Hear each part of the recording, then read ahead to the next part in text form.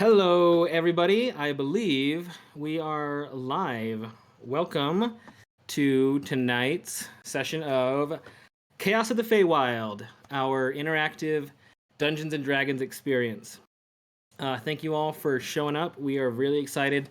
There's some really cool stuff happening tonight. We're looking forward to sharing with you. So first off, let's talk about the way the game works. So what we're doing is we are playing Dungeons and Dragons 5th edition, and I am the dungeon master, which means it's my job to tell the players what's going on in the world around them. I act as any player or creature that they come in contact with, and I also use the rules of D&D to help them play out an epic fantasy adventure. The player's job, wherever they are, let's see, I'm trying to point. Their job is to pretend to be a character that's living in this crazy fantasy world and to speak and act as they think that character would throughout the story. Between all of us, it's a kind of a collaborative storytelling experience where we all just kind of build this own little adventure that's ours, and that's how Dungeons and Dragons normally works. But what's unique about Chaos of the Feywild is that on top of all of that, we're also including all of the live viewers as well in our game.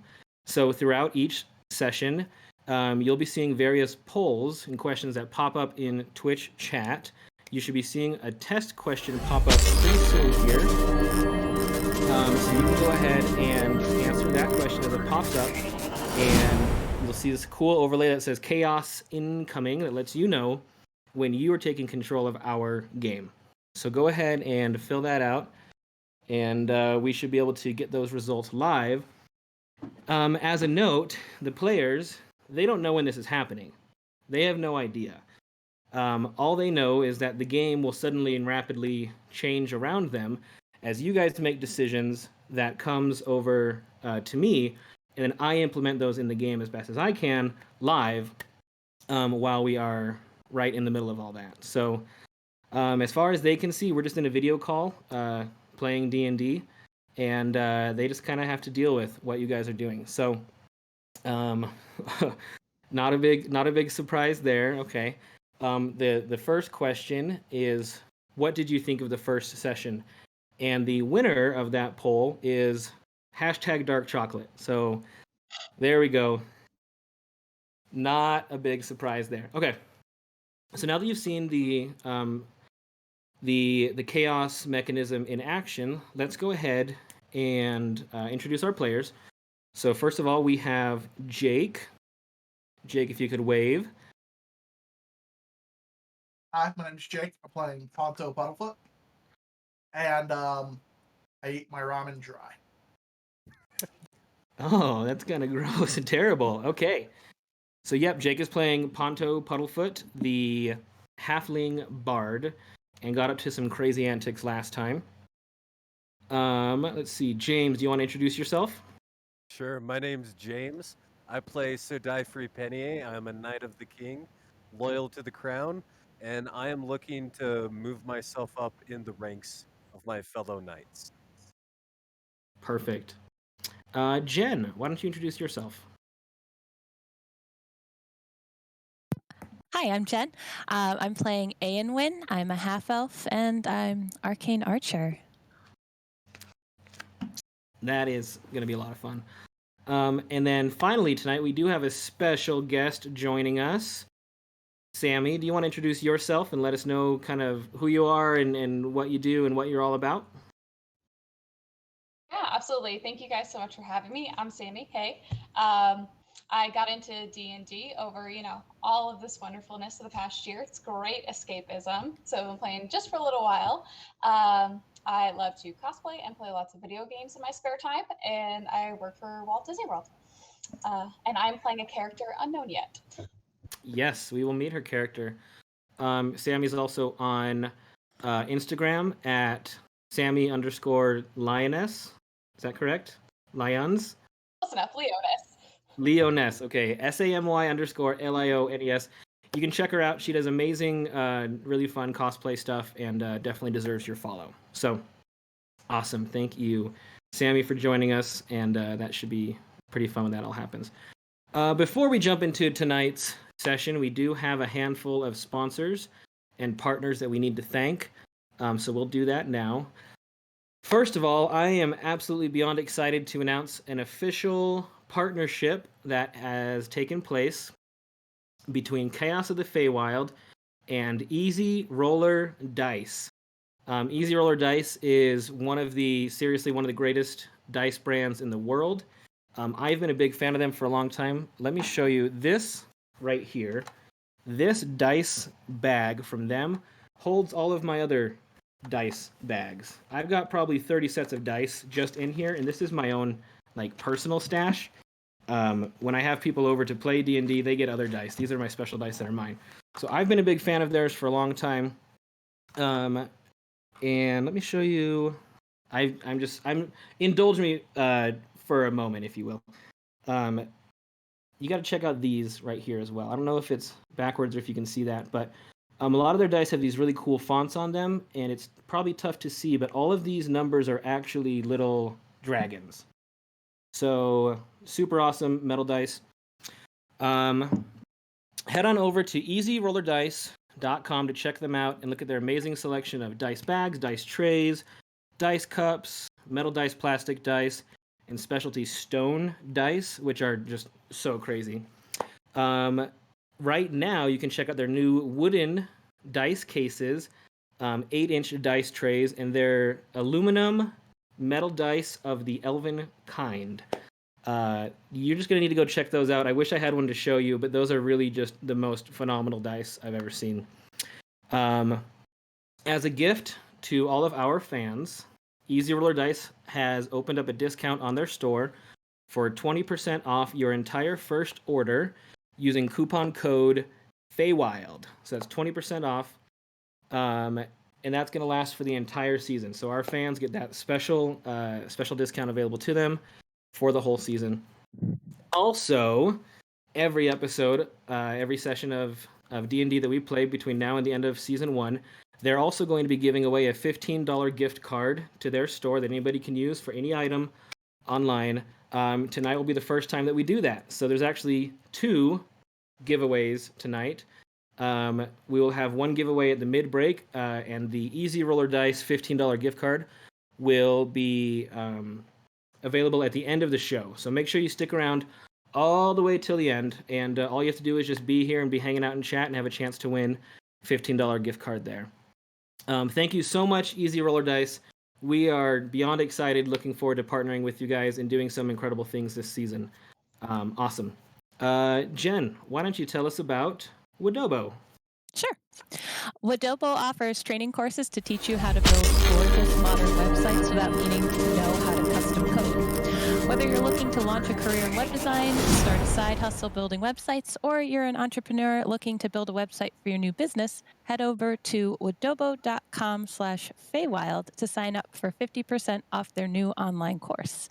This is a limited time exclusive offer made specifically for fans and friends of the show.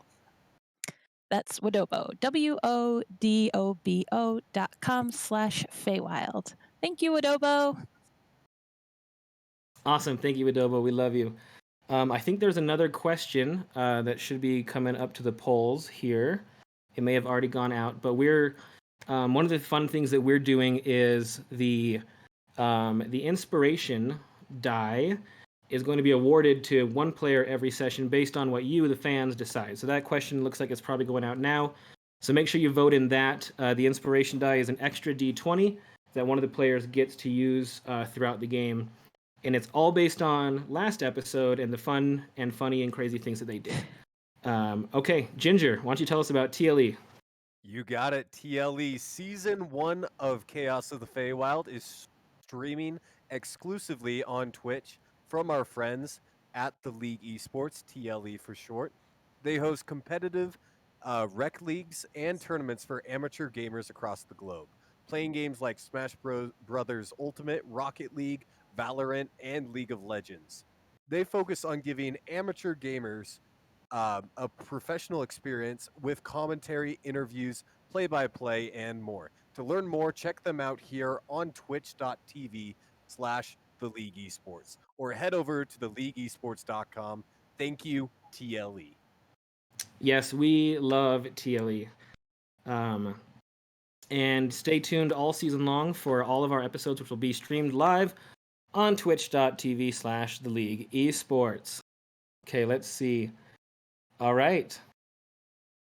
Okay, the answer is in as to who should be awarded the inspiration die. So you will all find that out in time. Finally, our fourth sponsor to thank for tonight is the amazing company called Feywild. Let's talk about Feywild for a second. Our mid-break giveaway tonight comes from our amazing friends at Feywild. Feywild helps to immerse you in your role-playing games by creating incredible scented candles and oils to match the different types of environments that you encounter in your campaign. Head on over to their website at viald.co, that's vialed.co, and use coupon code Feywild for 10% off any order.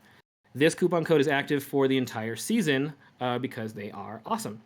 They also just launched a brand new rewards platform on their site where you get to earn gold for every purchase that you make, and then you can use that gold later on to redeem for extra discounts in their store.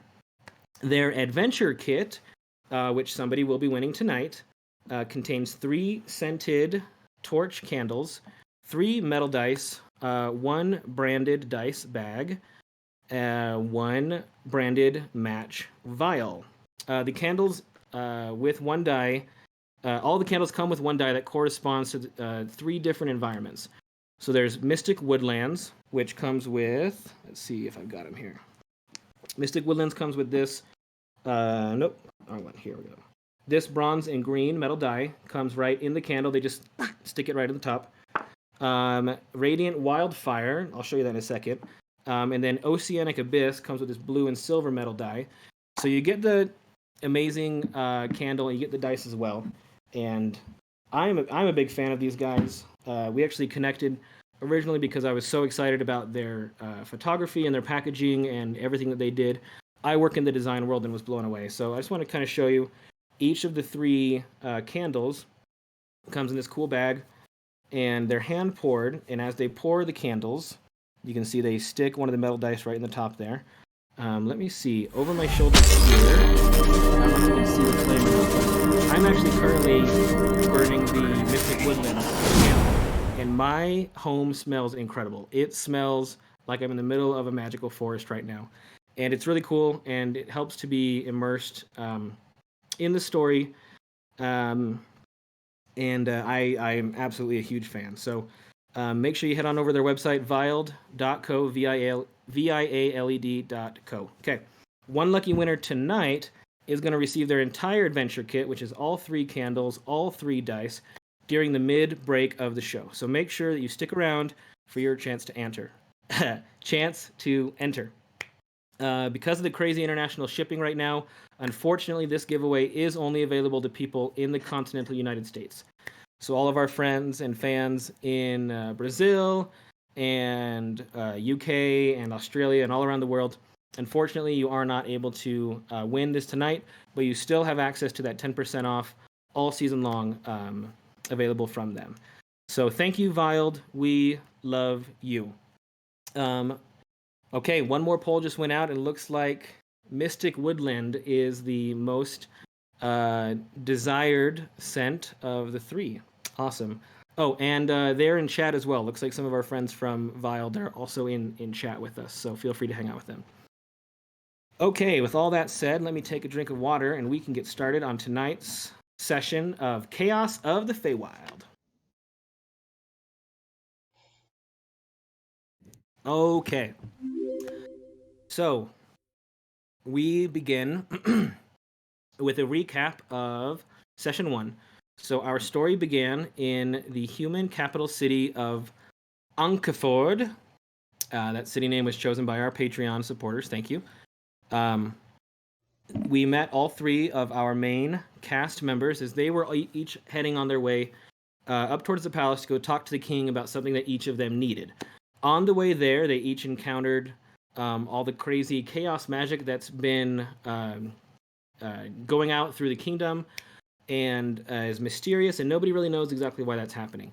They went and talked with the king, who was not really very helpful. But then one wave of chaos magic swept through the throne room, bringing along 3 velociraptors, which the 3 main characters fought off and defended the king.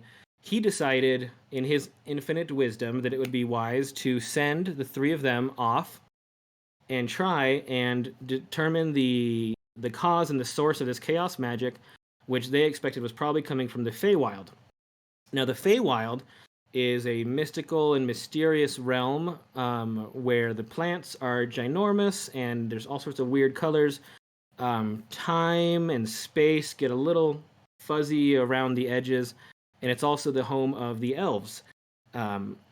So the 3 main characters grabbed some horses and experienced some fun craziness there. Hashtag dark chocolate. And then made their way into the North Forest and found a passageway into the Feywild. As they got through this passage and fought an animated table, as they were coming out of the passage, Sir Dyfrey Penier was grabbed around the waist by an ogre who was pulling him up and out of the tunnel. And just as he was about to face certain doom, some enormous winged creature swooped down, grabbed the ogre, lifted it up, and flew off into the multicolored sunset. So we now join our characters as the sun is setting here in the Feywild, and as this winged creature disappears into the distance, you hear several kind of echoing roars and screams, and it's unclear at this distance if the sound you're hearing is from the ogre or if it's from the creature or a little bit of both, but it sounds like there's more than one sound happening as it slowly disappears and the echo subsides. So you've all now relatively safely, made your way into the Feywild. What would you all like to do?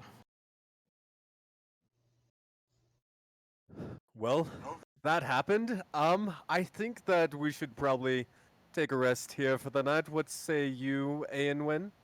I think this is a terrible spot to rest. There are ogres here. Well, you didn't let me know that before we came here, now did you? Do you know somewhere close by we can make camp for the night? Yes. That way. Yes? Ponto, let's go. Watch out for ogres. Pull out my loot. Might start Oh, no. doing, like, No. No, don't do No. Ponto. No. oh, guys, I'm just playing a little tune. You are making us a target. Slowly put it back. And just wander off with them. I am going to take the lead of the party. I am going to have my sword and shield both out in front of me in one hand each as we make our way towards the direction that Aenwen suggested. Okay, so you head in that direction for a while until you do find kind of a nice little clearing.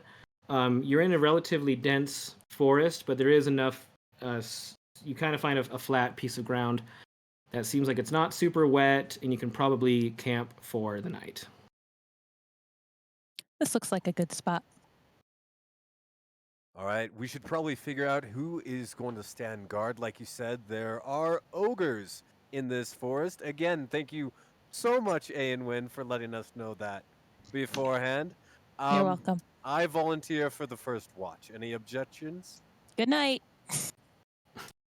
Good night. All right. So as they get ready for bed, I am going to just kind of sit down on a rock if there's a rock nearby and just kind of gaze around me. Okay. Looking. Sorry. I was gonna say if there's any tree. Sleep in the tree. Yeah. There are trees. You're in a forest. Yep. Lots of trees. Climb a tree and sleep in a branch. Okay. You do find a tree, and actually, yeah, that's fine. You find there's plenty of trees around. You find one that you can sleep in. You're pretty small. Dyfrey, go ahead and roll for me a perception check, please. You got it. I got a 16. 16. Okay. So as you look around, the light is, kind of twilight at this point, starting to get a lot dimmer. But still, there's just all these strange, mystical colors around you. There's trees where the bark is green or blue or pink. There are leaves of all sorts of different colors and vines hanging down. There are bioluminescent mushrooms you can see. There's all sorts of there's crazy colors and kind of magical, mystical things happening. You do hear around you in the woods the sounds of kind of small critters, but nothing that seems too large or dangerous, as far as you can tell. Also, as you glance upward into the sky, you notice that the stars seem like they're moving almost erratically. Like everything about this place seems very unnatural to you. But it is the Feywild, and that's just kind of how things are here. So for the first few hours, nothing else really happens besides the colors and the sounds around you. So your watch has finished. Who's up next? I'll take it. Okay. Ponto, come over here and switch me. You awake, Ponto, as I'm going to grab a rock off the ground and try to hit the branch he's sleeping in. Okay. Make for me just a general dexterity check. Dexterity. So just roll a d20 and add your dexterity modifier. All right, 15. 15. Yeah. You throw a rock and you hit kind of right next to him. Ponto, a rock, just kind of a smaller pebble hit the tree right next to your head. Didn't hit you, but you definitely noticed it. Yawn. Is it my turn? Yes, Ponto, it is your turn. Get down here. Wait, before you come down, do you see a good place that I can maybe rest while you take the next watch?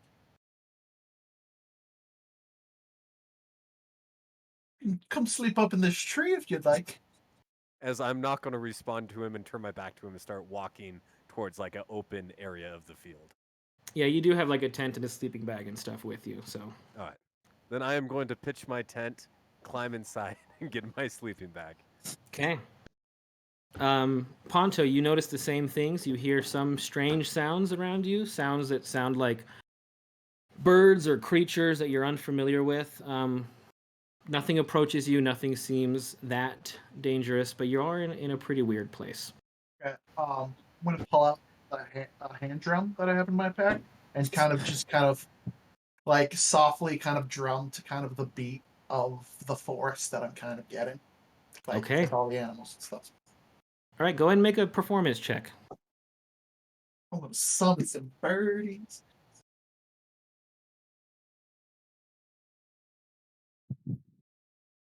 Uh,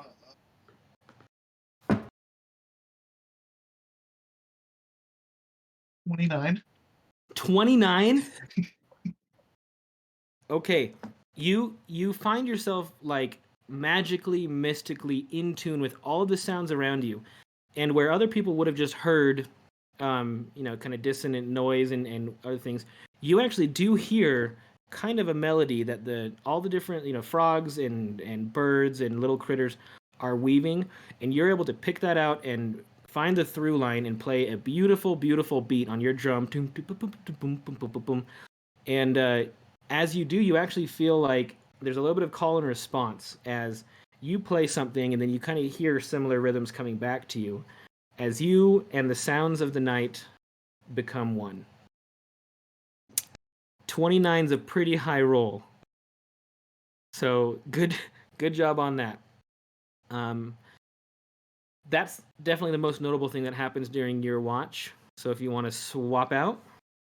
At the time that it takes to swap out, I go, right next to Anwin's head. Okay, I think we lost your audio for a second, but it looked like you were drumming right next to Eowyn's head. Is that right? Oh, yeah, I'm going, oh. I just wake up like that. Something's screaming at me. Yeah. Oh, Ponto. You guys are both still alive? Yes, we are. I Great. do believe it's your turn. Okay. And Don't Aenwin, wake people try to up like keep that. us that way. I nod, knowing he's in his tent and can't see me. Okay. So, Aenwin, you take the last shift of the night, and as the night turns into dawn, I'd like for you to make a perception check. 11. 11. Okay. Again, there are sounds around you, and you do hear something that sounds a little bit larger, kind of off in the bushes, beyond where you can really see, because it's pretty dense here. You hear something that sounds like it kind of gets close and then farther away. Might be a deer, might be like a bobcat or something. Some time passes, and then you find out very quickly what was making that sound. As you witness a full-sized rhinoceros bust through the tree line, making its way directly towards you and your friends, accompanied by a wave of blue chaos magic. So there is now a rhinoceros heading directly towards you. Everyone else is asleep. What are you doing, Eowyn?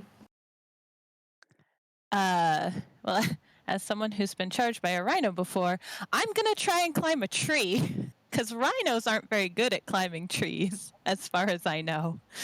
Okay. You look around and go ahead and make for me an acrobatics check. 13. 13, okay. You do find a tree that you can kind of climb up. The rhino approaches you, and then quickly turns as it sees the other occupants nearby. It seems really interested in the tent on the ground with Sir Dyfrey in it. Sir Dyfrey, let's see. Nope, you are still fast asleep. You do awaken, Sir Dyfrey, as your tent all of a sudden turns sideways and is beginning to be jostled, as you see the horn of a rhinoceros come through, piercing the tent, lifting it up, and starts to carry you in the tent away into the forest. So you're Can I now yell? awake as well. Can I yell, "Hey, wake up"? You can, yeah, you do that. Perfect. Sir Dyfrey, you kind of hear something, but at this point you're pretty much in panic mode, as the tent that you're in has been speared by a rhino and has been lifted up off the ground, and you're being carried away into the forest. All right. First thing I'm going to do is just a bad dream, just a bad dream, just a bad dream.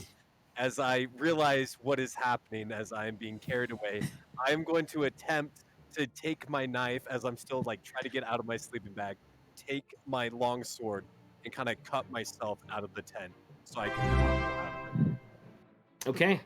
Go ahead and make for me an athletics check.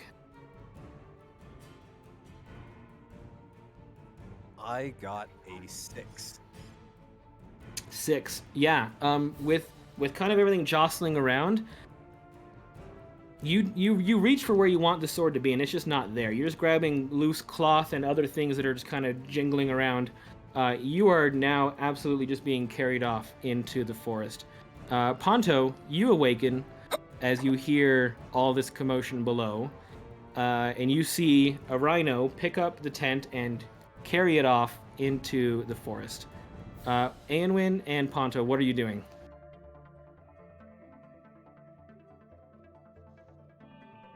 Okay, you're firing an arrow at the rhino, very quietly and gingerly. Okay.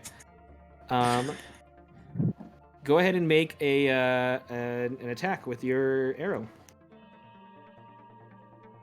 The rhino's about 40 feet away at this point, with Ginger in the tent on its horn. 19. 19 definitely hits. So, arrow flies through the air, sticks right in the right buttock of the rhino. Go ahead and roll for damage.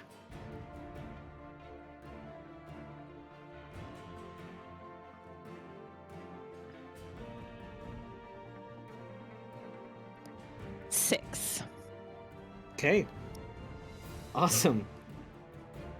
Okay, so it pierces right into the butt cheek, and you can kind of see it like wobbling a little bit as it's running, but that thing is not stopping. Ponto, from your perception up in the tree, you do see, as the rhino is starting to get through the clearing, you see another figure just ahead of it.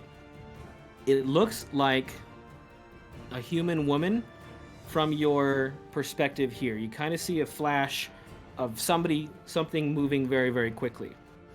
Dyfree, you, from within the tent, go ahead and make for me another perception check. That would be a 7. 7. Okay. Yeah. You're just still getting plop, plop, plop, plop, plop, plop, plop, jostled around and carried through. Aenwyn, you see, as the rhino is making its way away, you do see something off in the woods. You see kind of the lower half of some large animal, some creature. You see it behind one tree, and then it seems to flash away and appear behind another tree. In the same place that Ponto was seeing the woman appearing and disappearing. Are you following the rhino at this point? It's still running with the tent, so I guess I better, yes, follow the rhino. Okay. Ponto, are you also going? No, I'm going to stay where I am. Okay. Drum on my drum. Okay. I'm gonna yell, "Oi, there's a woman over there!" And I'm also, at the same time, going to say, "Hold on, Dyfree!" And in doing so, I'm going to drum a little bit bardic inspiration as well. Oh, you're going to give him bardic inspiration? Yeah. Okay. I think we're losing your audio a little bit. I'm not sure what's going on there, Jake, but... Okay. Let me check. Okay. Dyfree, hearing this coming from the distance, you hear a voice carried magically through the wind that does encourage you as you're getting jostled around on the horn of this rhino. The next time you roll a d20, you can add a 1d6 to it, because you have been inspired by Ponto the Bard. Aenwyn, as you're following the rhino through the brush, you see the creature. You come up on the creature that you saw. And Sammy, why don't you tell us what she sees? All right, so she sees a human woman. She has the right side of her head is shaved, and she's got brown hair that goes over the other side to her chin. She's wearing leather one-sleeved armor, and she has a cloak on the back as well that kind of goes to her waist. The other arm doesn't have anything on it because you got to be able to show off those buff arms. But as you continue to look down, you do and see, in fact, that I am only half woman. I am also half kangaroo. I am indeed a centauroo. That is right. The mystical and mysterious species known as the centauroo, which is like a regular centaur, except for instead of being half human and half horse, it's half human and half kangaroo. Welcome to the Feywild.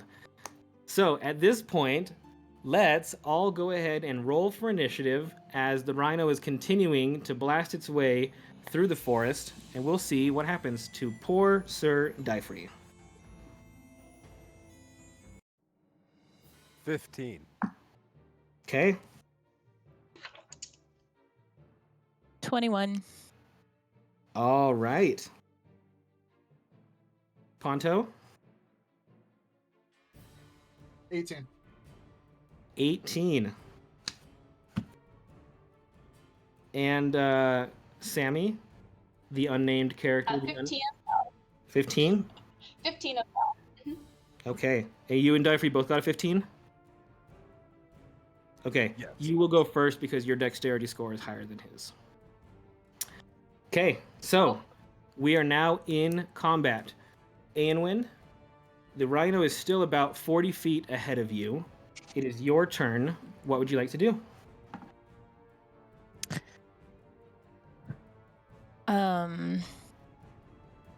I would like to say, hello, just trying to stop that rhino to Sammy's character, and then, because that's what you do in the Feywild. And then I would like to attempt to shoot the rhino with a grasping arrow. Okay, one of your new mystical arcane shots. Go Yes. ahead and roll to hit.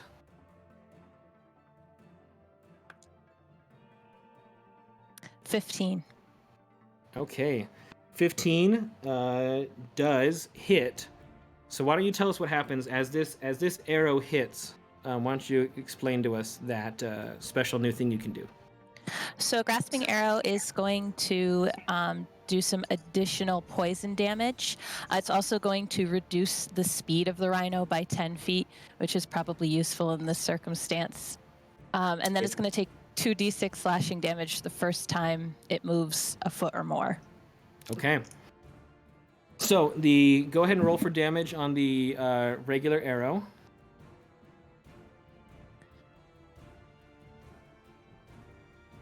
Okay, so 7 regular and 5 poison. Okay. That is Well, piercing, regular. yeah. So the arrow sticks in again. Now there's one in each buttock, right? So boom, boom, boom, boom. But this one, as it goes in, thorny vines shoot out and wrap themselves around the rhino, tangling up his legs all the way up to his head and around his horn, slowing him down and scratching and clawing at him as he continues to move. Excellent. And I believe that's going to be your turn. Is there anything else you want to do? Nope, all set. Okay. It is now the rhino's turn. His speed has been reduced from 40 feet per round down to 30 feet per round. It is going to continue to... no, actually, let's see. And when it turns around, it makes a big arc, which takes all 30 feet of its movement, but it goes around a tree and is now heading straight towards you. Takes 2d6 slashing. It does. You can go ahead and roll for that damage. 5. Okay. Rhino blood is starting to come out the sides of the rhino as it takes damage from all the scratching and scraping from the vines from your grasping arrow. Awesome. So it is now about 30 feet in front of you, heading straight towards you. Off to your right is Sammy's character. And then about 20 feet behind you is Ponto Puddlefoot, up in a tree, playing a drum. And it is now your turn, Ponto. And Sammy, your character is on deck. Ponto, what would you like to do? Drum. Gonna kind of whistle over at the rhinoceros. I'm sorry, guys, I can't whistle. But your character can, so... Character can, so imagine that. I'm gonna cast Vicious Mockery on it. Your horn's not even sharp enough to pierce a tree. All right, you viciously mock that rhino. It tries to make a wisdom saving throw, right, against your spell save DC? Yeah, 13. That is a 2. Plus 1, 3. So it has now been viciously mocked. How much damage does that take? It's gonna take 3 damage. Okay. So the rhino takes 3 psychic damage as it feels really bad about the sharpness of its horn. It should be. Okay. Anything else you're doing, Ponto, on your turn? Just gonna continue to bongo away. All right. Sammy, you're up. You're about 20 feet away Alright. from the rhino as it is charging right towards Aenwyn. Perfect. So I would like to kind of charge at the rhino from an angle so I can make my way towards its head. And as I get close enough, I would like to jump up and like chop him across the head, hoping to throw him off track with my right leg. Okay, so you're kicking it in the face as it's running? Hmm? That is amazing. Okay, go ahead and roll to hit with an unarmed strike. So that's a 20, and you have a +5 to hit with that. That'll be a 24. 24 definitely hits. Okay, so you see this kangaroo, the bottom half of a kangaroo and the top half of a woman. You just jump and leap through the air and do like a flying Jackie Chan kick. Boom! Time slows down for a second as the foot just across the face of the rhino, and his head turns as he's continuing to charge towards Aenwyn. That is a phenomenal hit. Go ahead and roll for damage. 6 damage. Okay. This rhino has had better days. That's for darn sure. All right, anything else on your turn? No, that's it for now. Sir Dyfree. Actually, let's see. Hold on a second. Yeah, okay. As the rhino is heading around the trees, it actually did jostle you off. So you start your turn surrounded and wrapped up in this loose cloth that is now the torn and shredded tent that you were in, with all of your items kind of squibbly wompulous all around you. But you are on the ground, no longer moving, as you hear the rhino charging off back in the distance towards your friends. What would you like to do for your turn? Well, first, am I tangled up in the vines? From the free to rhino? move? No. You are kind of tangled up in the tent though, so you're gonna have to spend a little bit of effort to get out of that and get up and grab your stuff. So first thing I'm going to do is to yell out to my comrades, "About time!" As I am going to try to angrily rip my dagger out of its sheath and start to cut away the tent that's around me. Yeah. You do that. You cut away that tent. You destroy your tent. Awesome. And then, does that count as a bonus action or my action? We can call that a bonus action. All right. Then, how far away is the woman? When you say the woman, what do you mean by that? The centaur. The centaur. Okay. So the rhino is running away from you, so you're behind it, behind this tree. If you peek out from the tree, it's 20 feet ahead of you. And the centaur just kicked it right in the face. So they're both 20 feet right ahead of you. All right. I am going to cast a spell. I'm going to cast Command on the rhino, and I'm going to cast the command Grovel. Okay. Let's see. I believe it makes a save against that. So you're commanding the rhino to grovel before you? Grovel. Okay. Let's see. I'm going to pull this up real quick here. Okay, it makes a wisdom saving throw. So let's see, against a 12. That's an 8. So you command it to grovel. Your voice kind of echoes and booms out as you just yell, grovel. The rhino falls prone and ends its turn there. And then ends its turn. So that will happen on the rhino's turn. So at the beginning of its turn, it will hear your command and decide to fall down and basically beg for mercy from you. So you sure showed that rhino who's boss. Thank you. Okay. Anything else you'd like to do on your turn, Dyfree? If I still have my movement, I want to slowly start just kind of pick my sword up if I can and start walking towards the rhino. Okay. Yeah, you can get about 10 feet towards the rhino at this point. Got it. That is Okay. what I would like to do. All right, at the top of the second round, Aenwyn, it is your turn again, and then the rhino is right after you. What would you like to do? I would like to ready an action to shoot the rhino if it continues charging, because I'm assuming I heard him yell. Yep, you did hear him yell. You heard him say grovel. Yep. Okay, then I would like to ready an action to shoot the rhino if it continues moving towards me. Okay. Anything else for your turn? Nope. Okay, for the rhino's turn, it falls down into like the best. Think of what a rhino would look like if it was kneeling with its back legs and then begging with its front legs, and it's still all wrapped up in the vines, but because it has stopped moving, it's not taking additional damage. But that's what you see. The rhino is now begging for forgiveness because it was commanded to do so, and that's its whole turn. Ponto, you're up. What'd you like to do?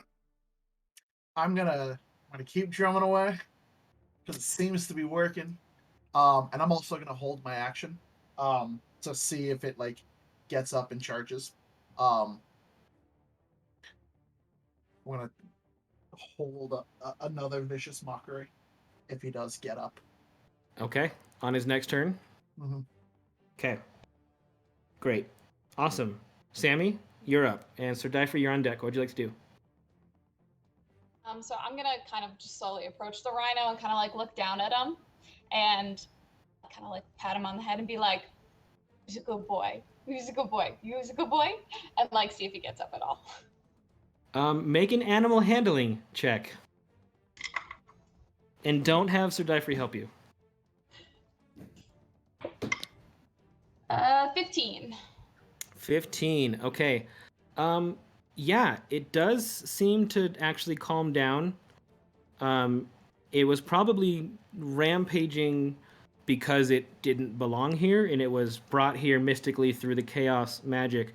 But as you're kind of part animal yourself, and so you kind of like scritchy right on the back of his head. You are able to calm down the rhino quite a bit. It's instead of flailing its head around, it's now kind of like it seems scared and startled, but not like it's angry and trying to kill you anymore. Okay. Anything else? I just kind of want to turn to the woman who shot off the arrow, or the half elf who shot off the arrow, and be like, "So, do you think we could take this stuff off him now?" Like in reference to the vines. That's it for my turn.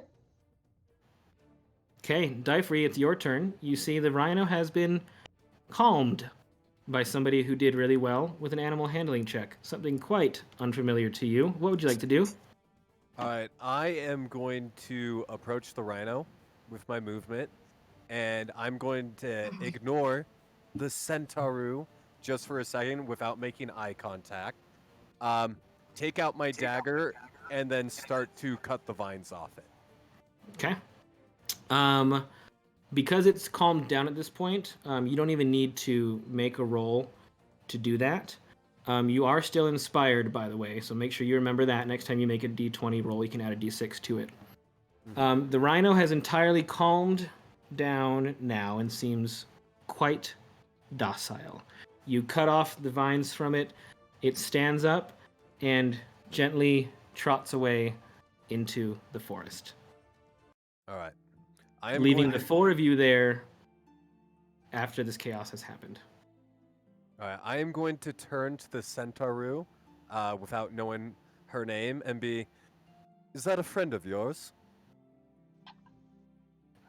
No, not at all. Name's Zara, and as I stick out my hand to shake him, my cloak behind me starts to almost get a little bit of wind gust behind me, and it starts billowing a little bit. And I just shake out my hand. Hey, Zara.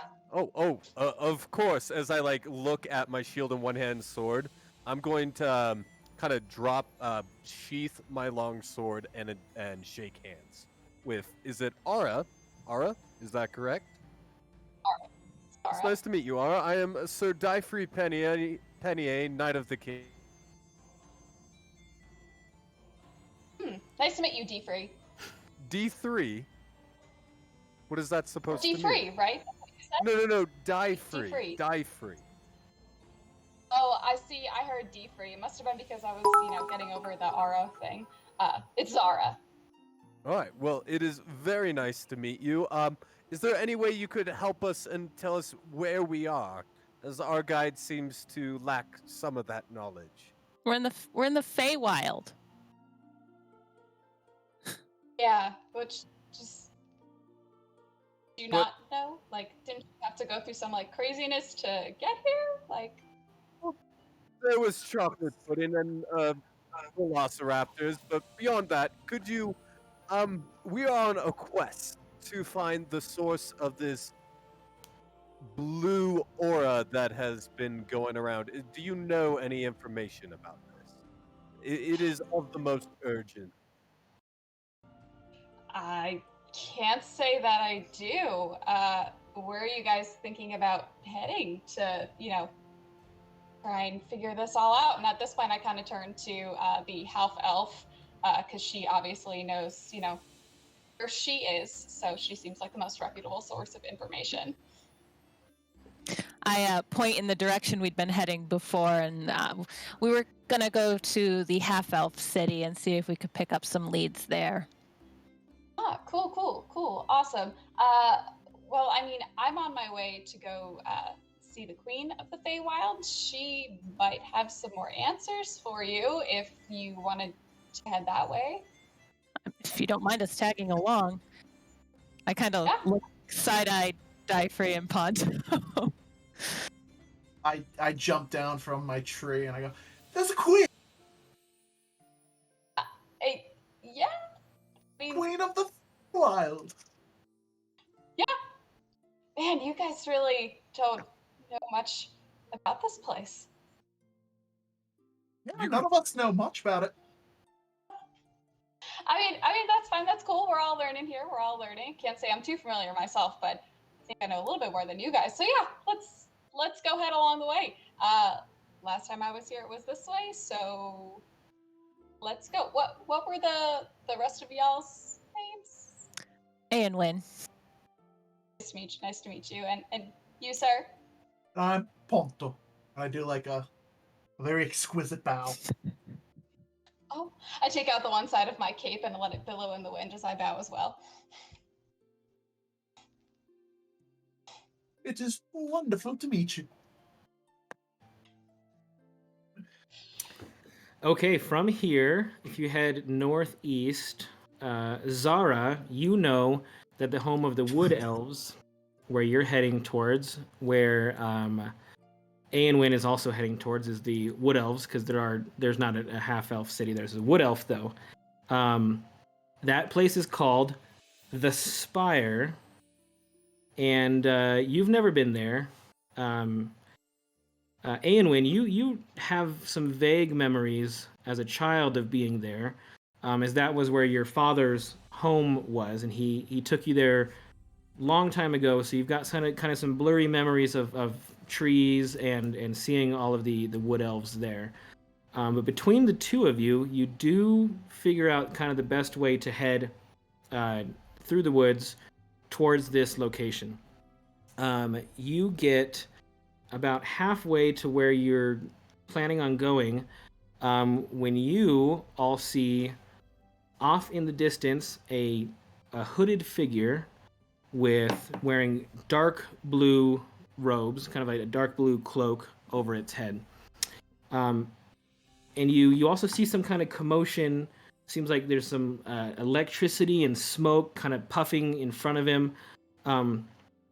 As you get closer to it, why don't you all go ahead and make for me a perception check?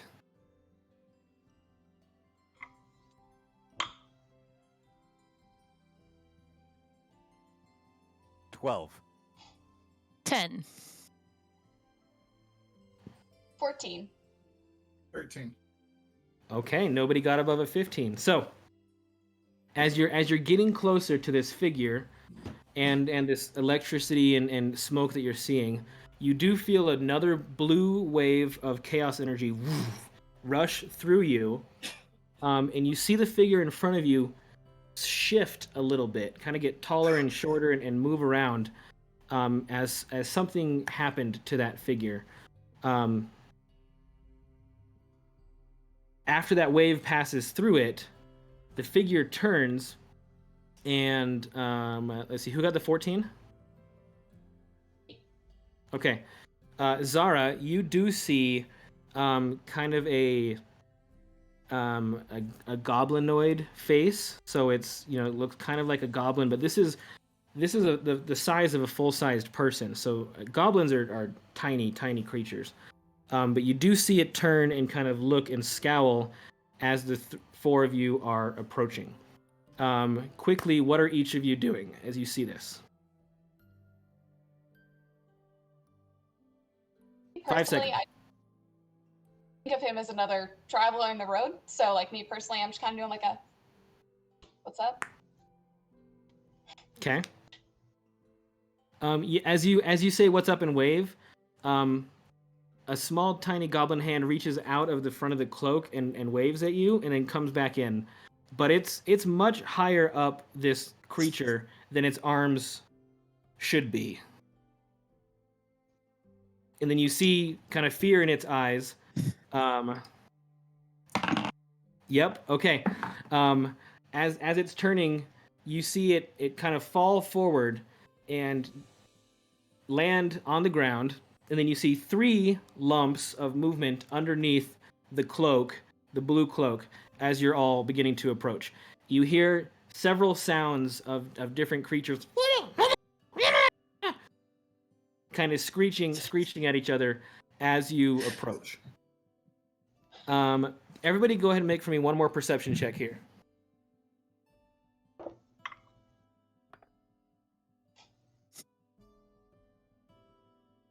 Six. 4.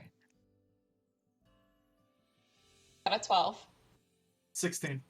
16. Ponto.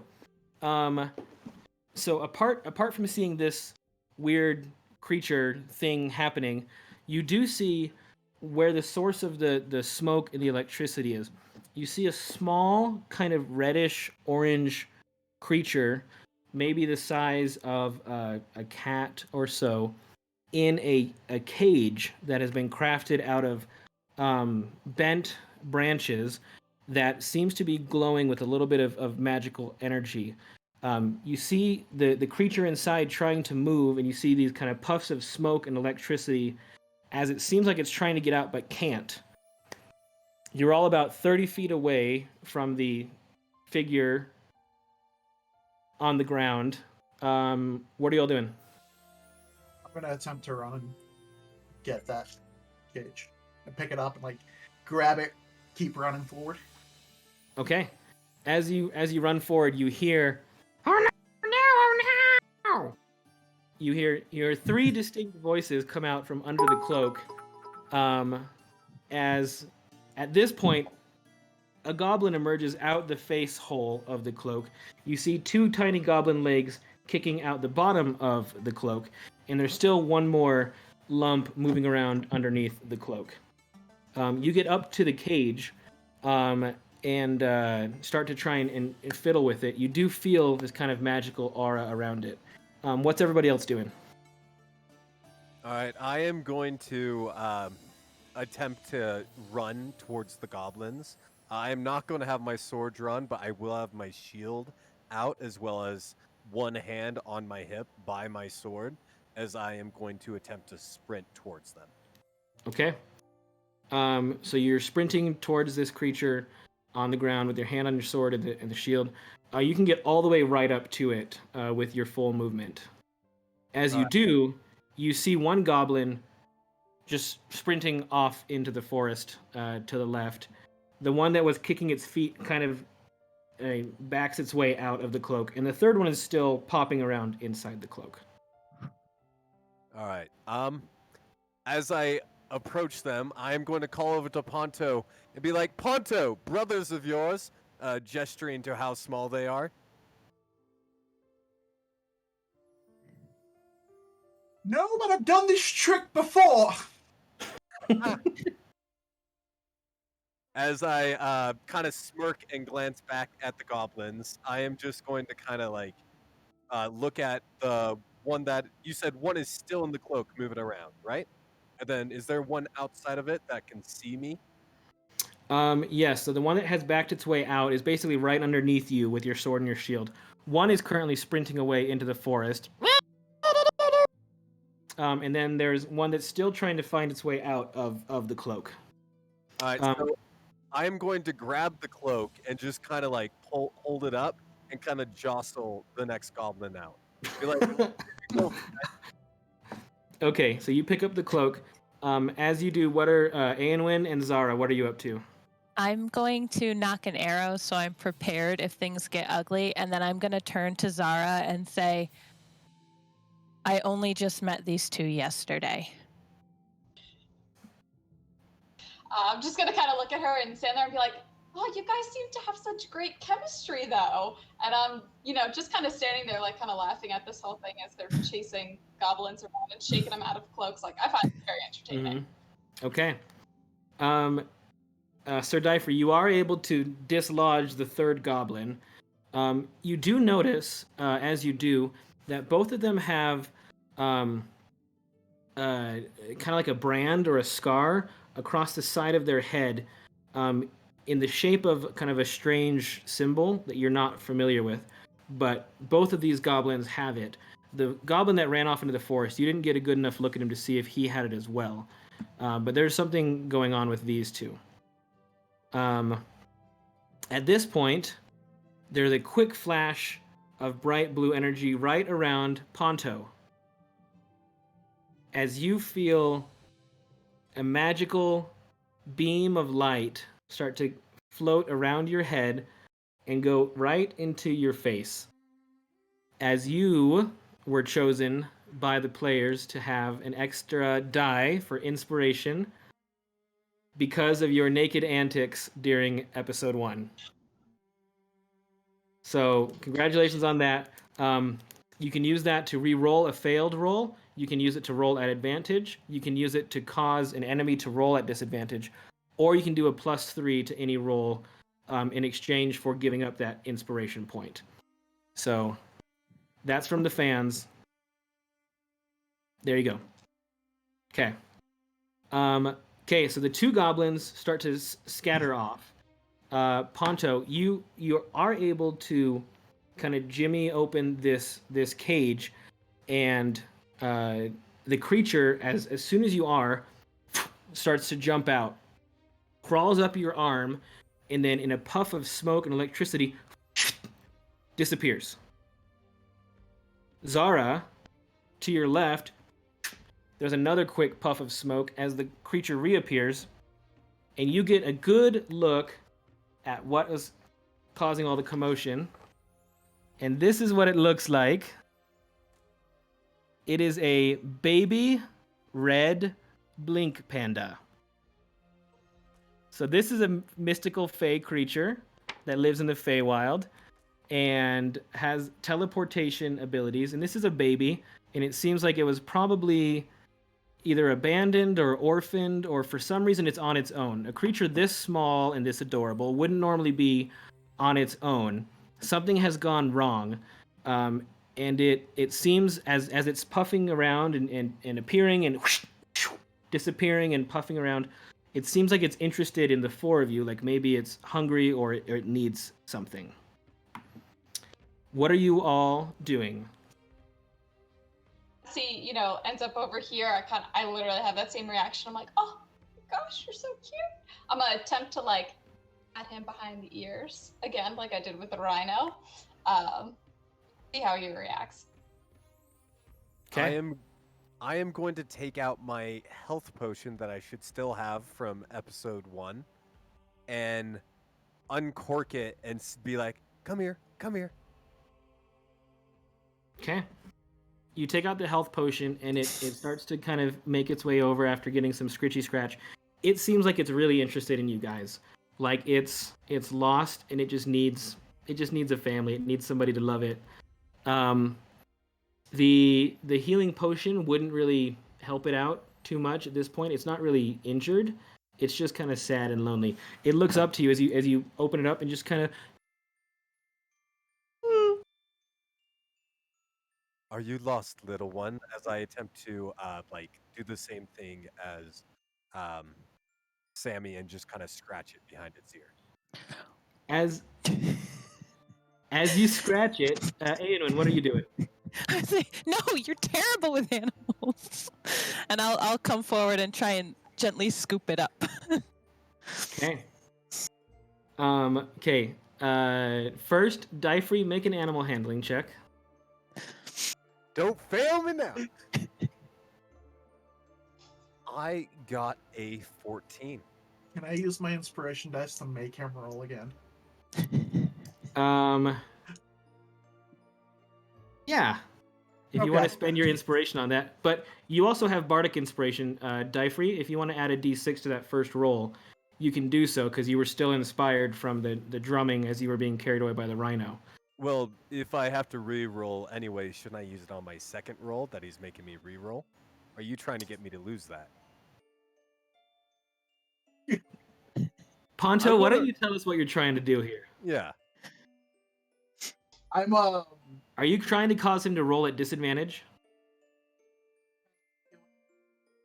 We can't hear you. Can't hear you.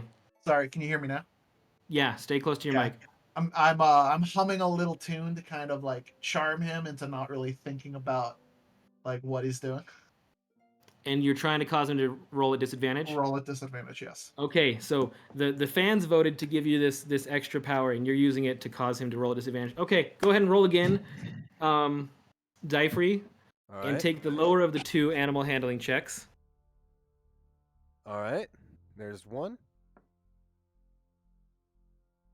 Do you guys? I just had to tell you guys what I rolled. I rolled a 1, then I rolled a 2. So I guess I take the 1, but then I am going to use the bardic inspiration to add. Was it 1d6 to that? Yes. Yep, go ahead and add a d6 to your 1, -1, which is another 0. So I got a total of 2. 2 total. Okay. Alrighty. Thank This you, is- Ponto. Yeah, I so told Ponto, you you're bad. Ponto. So just having received this magical boon, you then immediately use it to make him as he's just about to pet it behind the head, he accidentally goes and just about pokes it in the eye. The creature goes ha meow, and bites right at your finger and skitters away, and goes over and right next to Aenwyn. Aenwyn, as this creature who now does not like Dyfree, comes over to you. A tiny wave of blue chaotic energy comes out from the creature, and you learn in your mind that the name of this creature is Dingle. It's adorable. I'll reach down. I'll go. Oh, poor Dingle. Did the mean man scare you? Scares Mean me man, too. what do you mean by that? Oh my heavens! I should have stayed back at Onkerford, as I kind of like pompously kind of turn my back to it, but glance longingly over my shoulder, as I still think it is adorable. It is adorable. And as it's looking up at you, Aenwyn, it puffs right up on your shoulder and rides on your shoulder like a little fuzzy parrot. I'm gonna look through my rations and see if I have anything that it might like to snack on. Okay. You find some little leftover morsels that you're able to give it, and it eats them and loves you all the more. And the more it loves you, the less it loves Sir Dyfree. Okay. The four of you with your new Dingle companion, so adorable, you make your way towards the spire. As you're continuing through the forest, you see off in the distance what looks like a kind of a mountain coming straight out of the forest, covered in dense trees. It's just this kind of big green spike. And as you're getting closer to it, you realize that it's not a mountain with trees covering it. It is just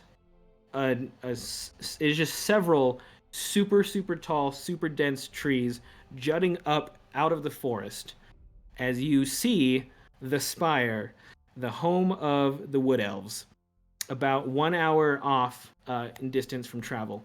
And that's where we're going to go ahead and take our break for tonight. So we're going to go ahead and take a 10-minute break. And everybody in chat, thank you for watching and playing along so far. Things are about to get exciting. We're going to go ahead and go do our giveaway during chat from our great friends over at Feywild for the Adventurers kit, which is all 3 of their amazing scented candles plus the dice. The keyword for this giveaway is the word maiden. Maiden. All you have to do is type the word maiden into chat. You're entered to win the giveaway. When we come back in about 10 minutes, we will find out who the winner is and we'll announce it at that point. And we will continue our journey at that point. So go ahead and type the word maiden into chat. You can type it as many times as you want, but you can only enter once. If you type it 2 or 3 or 4 times, it doesn't help your odds at all. And again, the giveaway for all 3 candles with the dice and the world's greatest matches. Where'd my matches go? Oh, I don't have them. They fell off. I'll find the matches.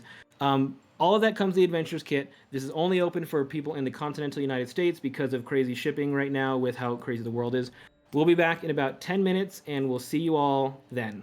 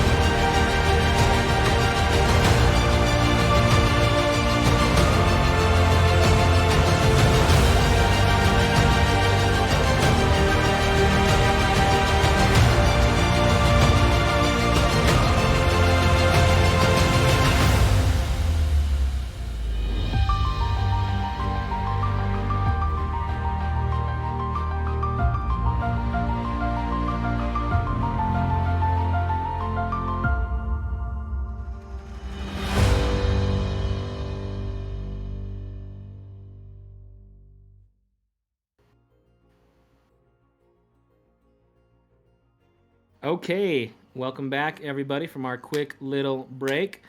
The winner of the giveaway tonight, let's see, I believe it was Feral Possum OS was the winner. Yes, Feral Possum OS, you have won the giveaway from our good friends over at Feywild. So you get all 3 candles in the Adventurers kit, plus the dice that come with them. Congratulations. Kelsey, our community overseer, will be talking to you to get your contact info. Get that over to Feywild, and they can get that sent out to you. Congratulations, Feral Possum. And thank you again to our good friends over at Feywild. Hopefully, you are all having a great time tonight like we are. And if you are, we'd love some support. First of all, if you can follow and potentially subscribe to the League Esports here on Twitch, you can do that. That helps them out. That helps us out. In fact, if you have Amazon Prime, you get a free subscription once every single month without having to do anything. You just go to the channel and hit subscribe, and you can use your Amazon Prime subscription to do it full free. That helps them out quite a bit, and we think that they deserve it because they're really great people. Also, if you're interested, we do have a Patreon for Chaos at the Feywild. You can get that at patreon.com/Feywild, where we do early access to different content. Patrons can also help to design the world and make choices about that. And let's see, get your name in the credits at the end of each show. You'll see our current patrons there, and or at certain tiers. And at the very top tier, the legendary tier of our Patreon, we do have a very special D&D one-shot that's going to be played every single month for only people in the legendary tier of our Patreon. It's invite only. It's a private game, but it does take place inside the game world of Chaos of the Feywild.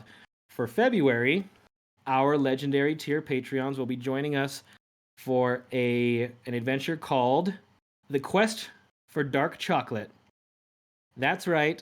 We're going to see what happened to Dark Chocolate, find out some more about that story there. So if you're interested in playing along with that, head on over to our Patreon account at patreon.com/Feywild. We hope you guys are having a great time, and would really love to get some support. If not, no big deal. We just enjoy the fact that you're here with us, supporting us, and yeah. With all of that said, let's go ahead and jump back in to the second half of tonight's session of Chaos of the Feywild. Okay, so we rejoin our heroes as you're continuing to make your way through the forest towards the Spire, which is the home of the Wood Elves and the Wood Elf Queen, who reigns over this part of the Feywild. As you're continuing to push forward, there is a wave of blue chaos energy, and as you kind of come out of a quick daze, you all look around and realize it is now suddenly the middle of the night. So time and weather and space are all kind of weird here in the realm of the Feywild. So it is suddenly midnight. What are you all doing? I'm gonna start to yawn, start climbing up a tree, and I'm gonna say, "Oi, Diaphony, you got first watch." I'm gonna just start going to sleep. Tonto. I will indeed take first watch. As I do not have a tent anymore, as I first attempted to grab it and then realized it wasn't there, I might join you up on that branch later, as I am just going to kind of put my back against the tree that Ikla has climbed up in, with like my arms crossed, as I'm still mad about the Dingle incident. Oh, you're welcome anytime. What are you guys doing? It's night. Yeah. We're like an hour from the Spire. I mean, do we want to walk into unknown territory in the middle of the night? Seems like it would raise unnecessary suspicion of our group, as I pretend to yawn. Plus, I am just so tired, I think we should rest here for the night. I'm kind of looking at Aowen being like, are we on the same page? Like, I thought we were gonna... Listen, more beauty rest isn't gonna help either of you. Let's go. Well, of course, but Ponto, let's go. As I gesture for Ponto to get out of the tree. I suddenly jump out of the tree, and I'm at the back of the group, just moping. Okay. As you continue making your way towards the spire in near pitch darkness, suddenly it becomes day again. And it's now the same time of day it was 10 minutes ago before it was night, which is to say roughly 3 p.m.-ish. Seems like it's middle afternoon based on the angle of the sun and the shadows and all that. But again, it's really hard to be able to tell. Things are weird here. See, if we attempt to fall asleep, it just becomes daytime again. And I kind of go over to go high-five Diaphragm. As I just kind of stare at him for a second and then turn back and start walking.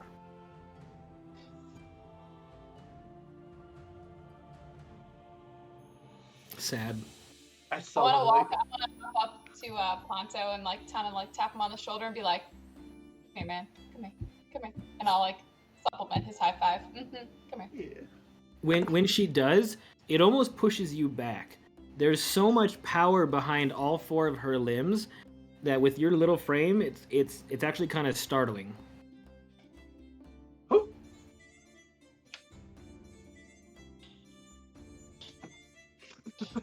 Okay. Cool. So that happens. You go, whoo. All right. So you continue making your way towards the spire. You get maybe 15 or 20 minutes away, and as the closer you get, the more you see the strangeness of the situation. There are relatively large trees. It's a fairly dense forest, and then suddenly there is just this one patch of trees extending up and up and up into the sky, hundreds and hundreds and hundreds of feet, just like straight up. And it's very, very unusual. And the closer you get, the more you get a feel for the scope of what's really going on here. You get maybe half mile away, and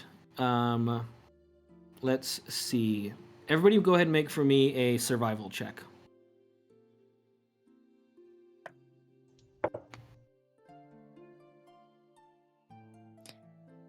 $18. 16. Do I have to say it? I got a 2. Okay. Aw, I got a 7. It's better than that. Okay. High 5. So Ponto and Aenwyn. Aenwyn, because you're kind of looking for landmarks and things to try and guide you there through the weird dense foliage. And again, there's vines and bushes, and it's just kind of this crazy, unexpected, series of trees. You cross a stream for a while, but you and Ponto, potentially because you're so close to the ground, you do notice some things, interestingly, on the forest floor. As you're getting closer and closer, you get maybe 5 minutes away. You can see through the forest the base of one of these gigantic trees is just like a wall in front of you. So you're seeing tree, and then just this giant wall of wood at the base of one of these spectacularly large trees. But you do start to notice also on the trees and the bushes around you burn marks and charring, and it looks like there's some sort of fresh fire that was lit and then put out. You also notice, as you continue getting closer and closer to the base of the closest giant tree, a strange symbol on the ground, probably 3 feet by 3 feet. It seems like it was placed there purposely. You all 4 of you come up to it and you see it there. What are you doing? Can I recognize what the symbol is? You can make a history or an arcana check to see if you can determine what that is. Natural 1. Natural 1. It's just kind of some squiggles on the ground, man. Yeah. And, but it is weird, but you don't know what it means. I'm going to try and play hopscotch on it. Yeah. You hop around on it, you scotch around on it, and, you seem okay. Ah, what are you doing? Get off. Let me look at that. You're gonna scuff it all up. Rule number 2, don't embarrass me. No, fine. Aenwyn, as you number look one? at it... Sorry, go ahead. So what was rule number 1? Don't lick things. All right, that's all, folks. Thanks for coming. There we go. Call it a night. Okay. So you're hopping and scotching around, and you really are making a mess of this symbol. And as you're trying to look at it and decipher it, it does look vaguely elven, but with all the extra dashing around that he's done, you really can't tell what it was supposed to have been.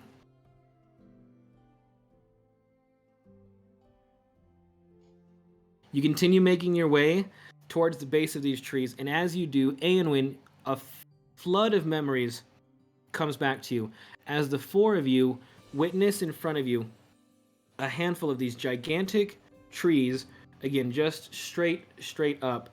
But they're also a little bit strange. As you look at the trees, you see rope ladders going up the side of them. You see, as you peer up into the canopy, you see rope bridges between trees. You see wooden homes carved into the trees and on the exterior of the trees as well.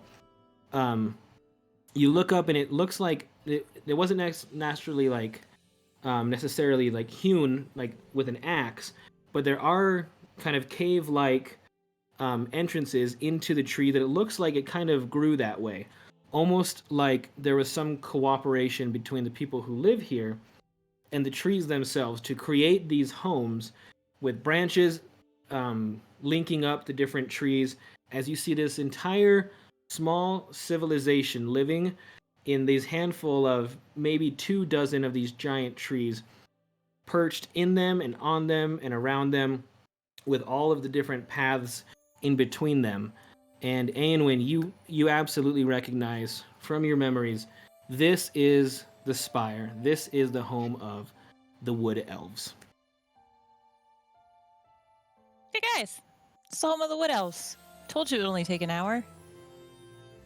Well, I have to admit, Aenwyn, I apologize for suggesting that we rest. You are more than right about this place. It's truly majestic. You were right to get here tonight. And now you don't have to worry about not having a tent. I feel like we've been walking Fair for days. enough. Well, to be fair, Ponto, about one of my step is about 3 of yours, so... That's kick cool. him. I kick him. You kick him? Yeah. Okay, he kicks you. I'm just going to kind of kick him back. Okay, as the two of you are kicking each other, a wood elf comes out from behind the first large tree and looks at you inquisitively and says, "Oh, ho there. What are you doing? Are you bringing trouble here? Are you travelers? Are you weary? Are you enemies? What is this?" You see him reaching behind, grabbing an arrow, starting to knock as he's looking at you. I will speak first, thank you. I will say, knock it off, you two. Rule number 2, and step forward. Hello, I'm Aenwyn. I'm here to visit my father. These are some traveling companions of mine who are also here seeking business peacefully from the spire. He loosens the arrow. Did you say Aenwyn? What's the name of your father? Aenir? Aenir. Oh dear. Uh you need to come with us. And you can vouch for these other three? Yes. You promise they won't cause us any trouble or headaches at all? Because we I- can't I really afford turned- any more. I turn to Ponto. After she does that, I'm going to lean a little bit over to Ponto and whisper in his ear. What was rule 2 again? Don't embarrass her.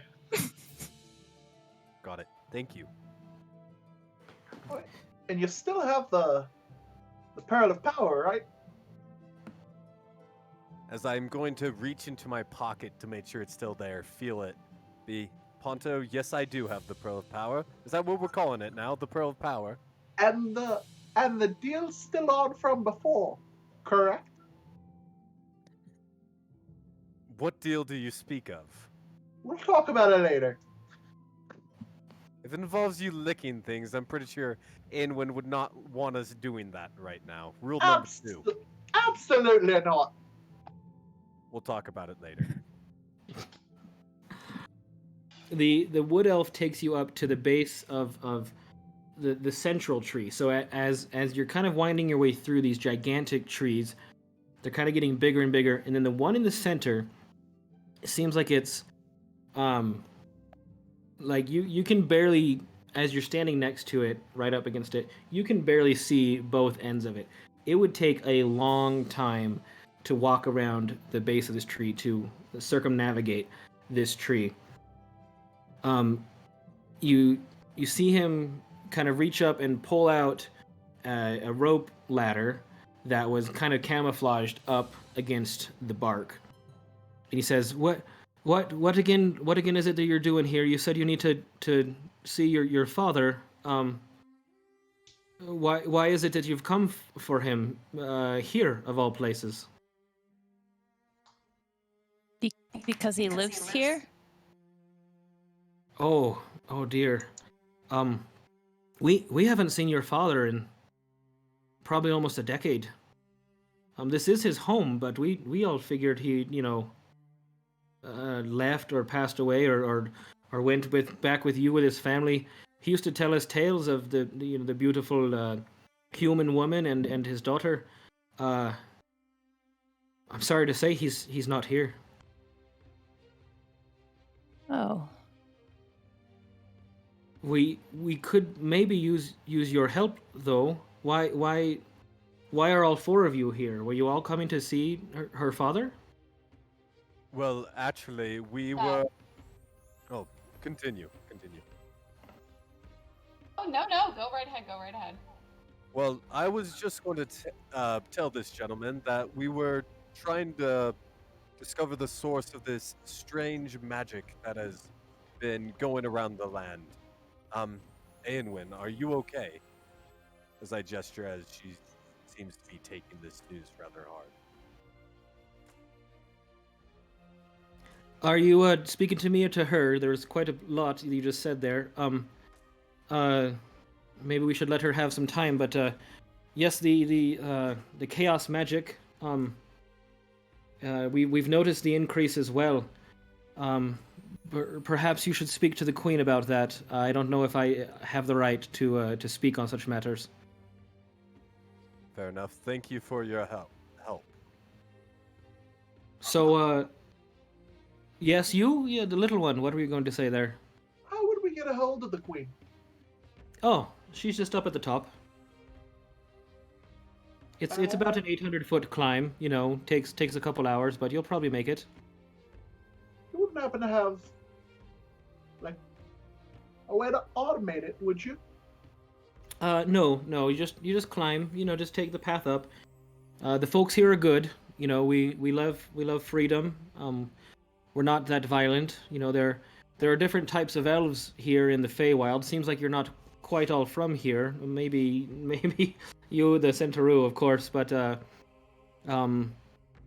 are other types of elves who live here, but this is our region, and we try and stay peaceful as much as possible. So you shouldn't get too much trouble on the way up. I'll send a messenger to let the queen know that you're on the way up. He whistles, and a little black bird flies up on his shoulder. He whispers something to it, and you see it just disappear straight up into the branches and the trees above you. Well, you best get climbing. I'm gonna go over to Zara. I'm gonna ask her, "Are you good at climbing?"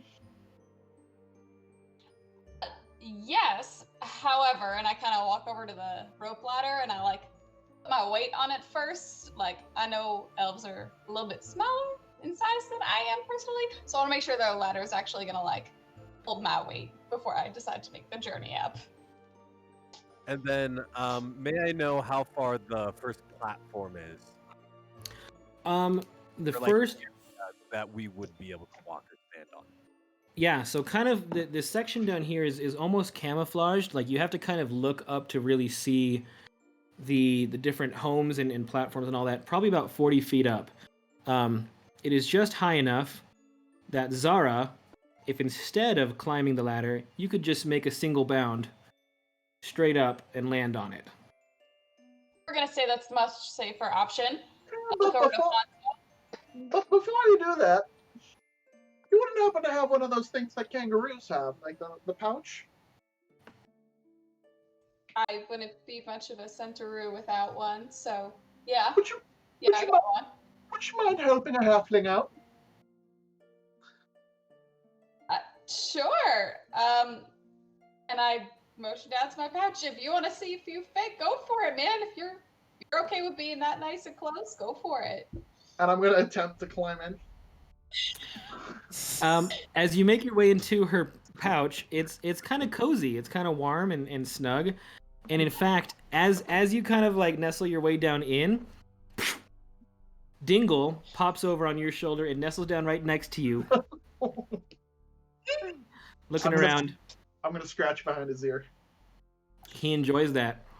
Okay, Zara, you plus Ponto plus Dingle make your first bound up through the trees and land on a platform. Dyfree and Aenwyn, are you climbing and following as well?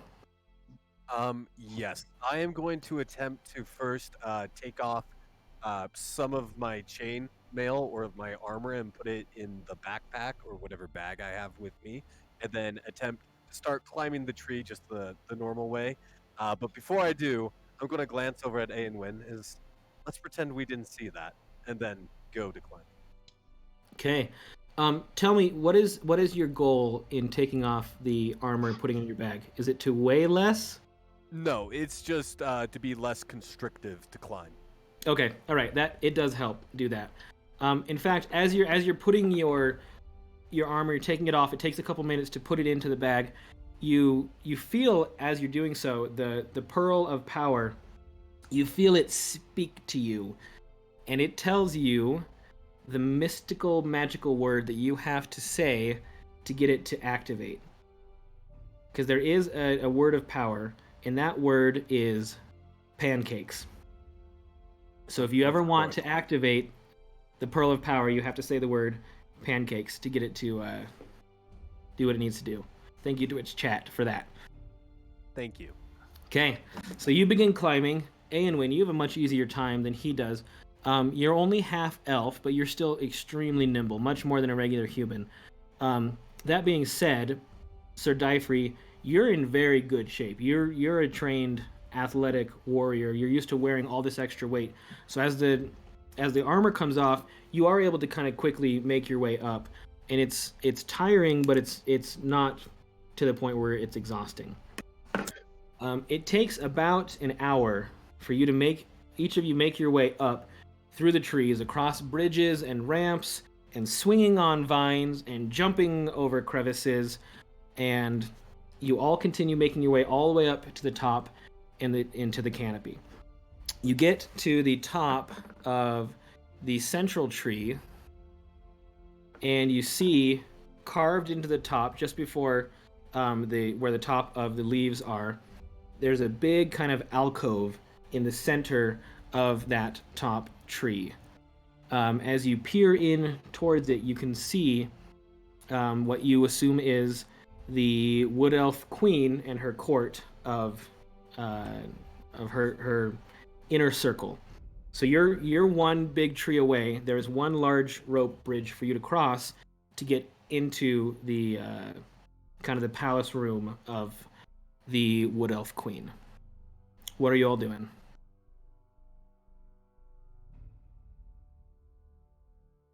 Before we make our way to the queen, I'm gonna kind of look at Dingle and Ponto and be like, "Are you boys hungry from that big journey up?" And take out some of my rations and like feed them. You okay? You need a snack? I'm gonna pretend to be a child and be like, yes. I'm gonna feed Dingle as well. He appreciates. He just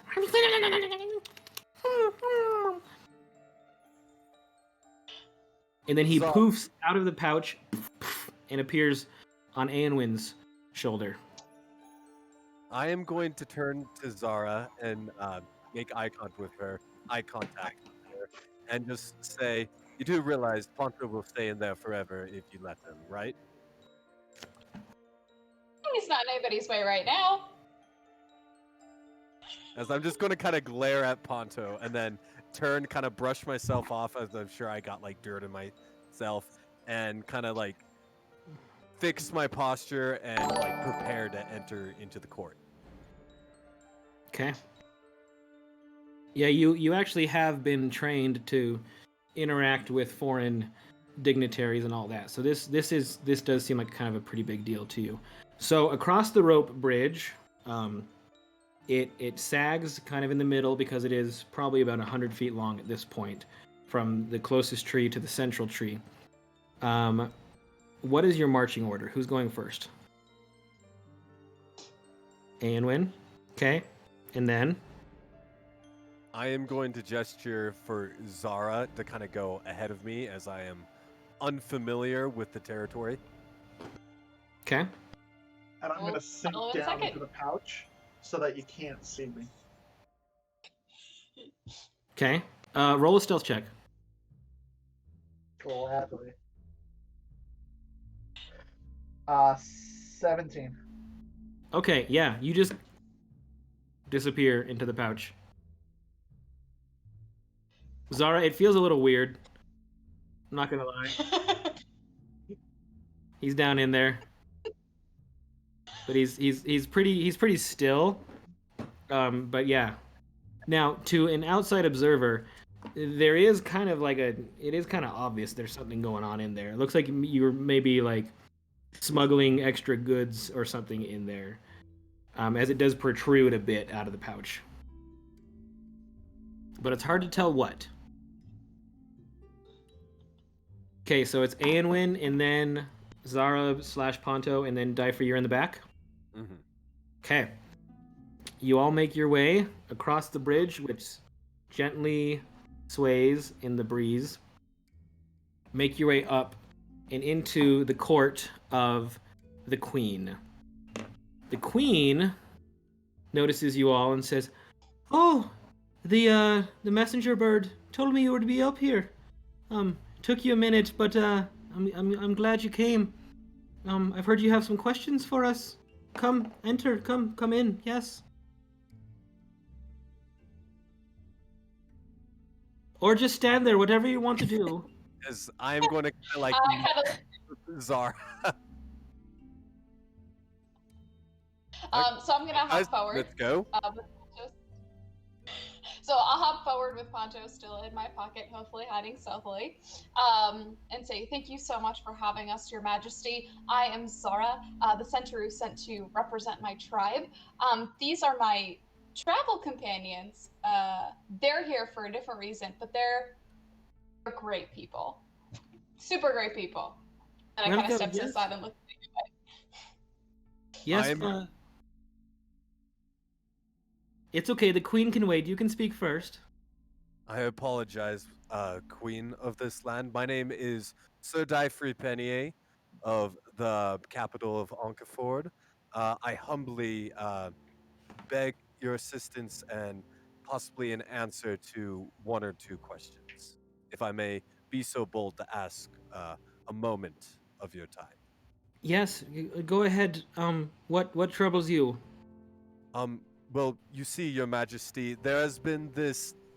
I'm sure that you elves are aware of this blue magic that has been enveloping the land, and we are currently, at least I am currently, searching for the cause of this magic, and if by all means get it to stop in order to maybe save some of the order within this land.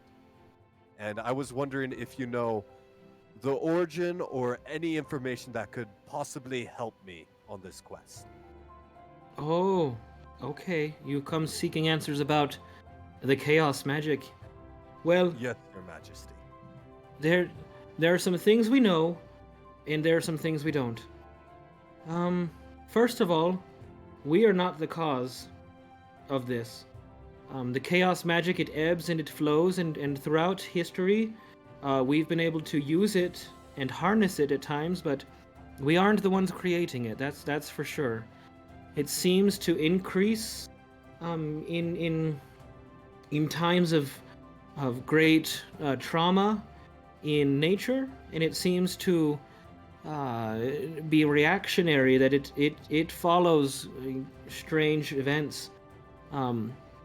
The energy can be used for good and it can be used for evil, but we're not the ones causing it. You may want to go and speak with the Eladrin, the High Elves, in the south. They are more magical practitioners than we are. They may be able to give you the answers you seek. But we could really use your help here, though. We've had quite a bit of trouble lately. Would you be willing to aid us and assist us with the problems we've been having? Of course, Your Majesty, you were more than willing to give your time to answer my question. I will do whatever is currently in my power to assist you guys in this time of need. As I Yeah. take a step back for someone else to talk to the Majesty. To the Queen. She sees this and nods and looks kind of inquisitively at Aenwyn. You, Aenwyn. Hi. I heard you came seeking your father. I'm sorry we didn't have better news for you. In truth, I came for the same purpose as Sir Dyfrey here. I was hoping to meet with my father. I was sad to hear he's not here and hasn't been here for the past 10 years or so, but I will admit it was not completely unexpected. Well, if we find anything or learn anything, we will of course let you know, but I may fear the worst at this point if we haven't seen him and you haven't seen him. Who knows? That being said, though, the Feywild does always, offer its surprises and its mysteries, so don't give up hope quite yet. Now you said that you would all be willing to help us out with something? Is that right? We will do what we can, Your Majesty. So the three of you, all three, are willing to help, yes? I kind of look down at 4, and I kind of like tap my pouch and I'm like, come on. And I in the pouch I try and get like a little flute and like slowly rise out, doing a triumphant like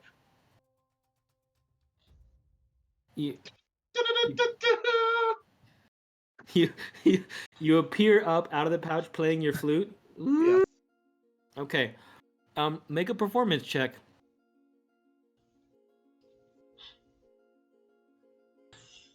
Roll high. 14. The queen seems quite amused. She says, "Oh, okay. Yes, that's we know that the halflings are a lively little folk, bringing some humor to a difficult situation. That's great.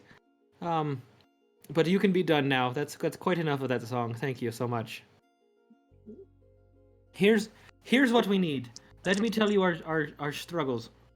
So, as you can see, our entire home is here in these trees. And trees are, as you know, flammable, which is bad. We would prefer for our trees not to be burnt down. And if you can protect us, we would really appreciate that. The last several nights in a row, our home has been attacked down at the base of the trees by fire wolves. Are you familiar with fire wolves? No, Your Majesty, I am not. Zara, are you familiar with fire wolves by any chance? I feel like I remember talking about them once or twice, maybe seen them along the road somewhere. In any case, I'm thinking fire, wolves, two things together that probably aren't that great. Of course, it's they look like regular wolves during the day, which we of course domesticate and have as our companions, but they also breathe fire, which is not great. If one of these trees becomes blazed, our whole home will be gone. So I, Queen Radelia, Queen of the Wood Elves, I offer you this. If you can help our greatest magicians tonight to put up a magical barrier around the base of the trees, we will give you a special gift to help you on your journey as you attempt to solve the mystery of the chaos magic that's happening in the Feywild. Do you accept this quest from me, Queen Radelia, Queen of the Wood Elves? And before anyone gets a chance to speak, I'm going to take a step forward, kind of kneel down and be, of course, Your Majesty, we gladly accept your quest to fight the firewolves, and we will do all we can to keep your home safe and secure. Well, As great. I gesture for everyone else to kind of bow with me. I mean, I'm not very magical, but I will do what I can. Okay. Well, here's what's going to happen. Let me give you the rundown, as they say. We're going to try again. We tried once before and failed. We need to put down 6 magical sigils on the ground that surround our home. Each one represents a letter. It spells out the word endure. E-N-D-U-R-E.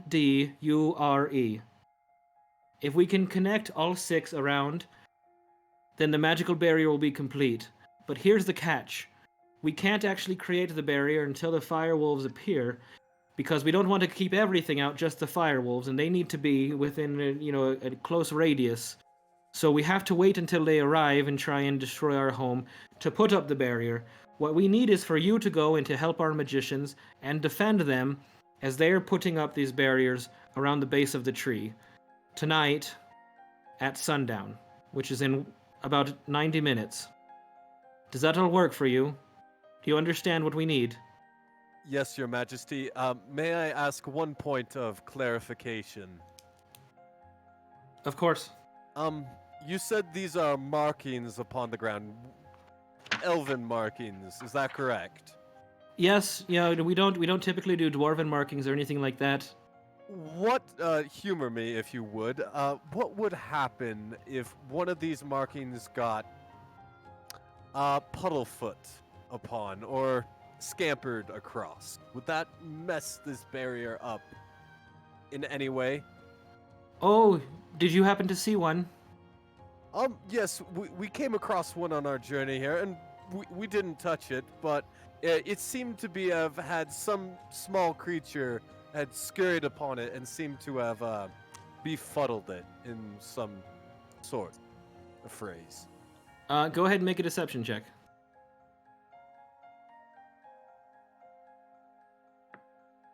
I got a 15. 15. She doesn't seem too worried about what you're saying. She seems to relatively believe you. Okay, well, yeah, that was one of our last attempts. In fact, we actually lost one of our magicians who was attempting to do it It was a failure that was just last night, actually. That's why we really need you, is so that they can actually complete the ritual and save our home, if you'd be willing to. Of course, Your Majesty. Thank you for as I back away. Okay. Well, great. You best be getting to it. It takes a while to get down. Down is obviously easier than up, but by the time you reach the ground, it'll be about time to help out. The magicians will meet you down at the base. Do you have any other questions for me? Is there anything else we can do for you? No, Your Thank you for your help. Of course, it's an honor to meet you all. And you, Centauru, you should be proud to represent your tribe. Oh, I am. Happy to be here. Let's go beat up some wolves.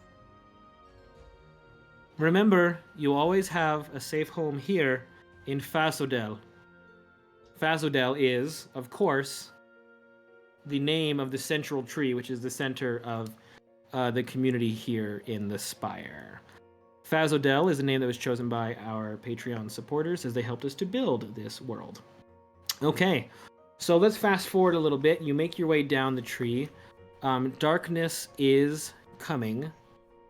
You meet, there are 3 magicians, and they let you know that it takes about 2 or 3 minutes to perform the ritual for each of the 6 sigils that are surrounding the base of the spire here, these gigantic trees. So it's set up like a hexagon, so you have the far north, far south, and then the 2 on the sides. How would you like to go about planning for this encounter?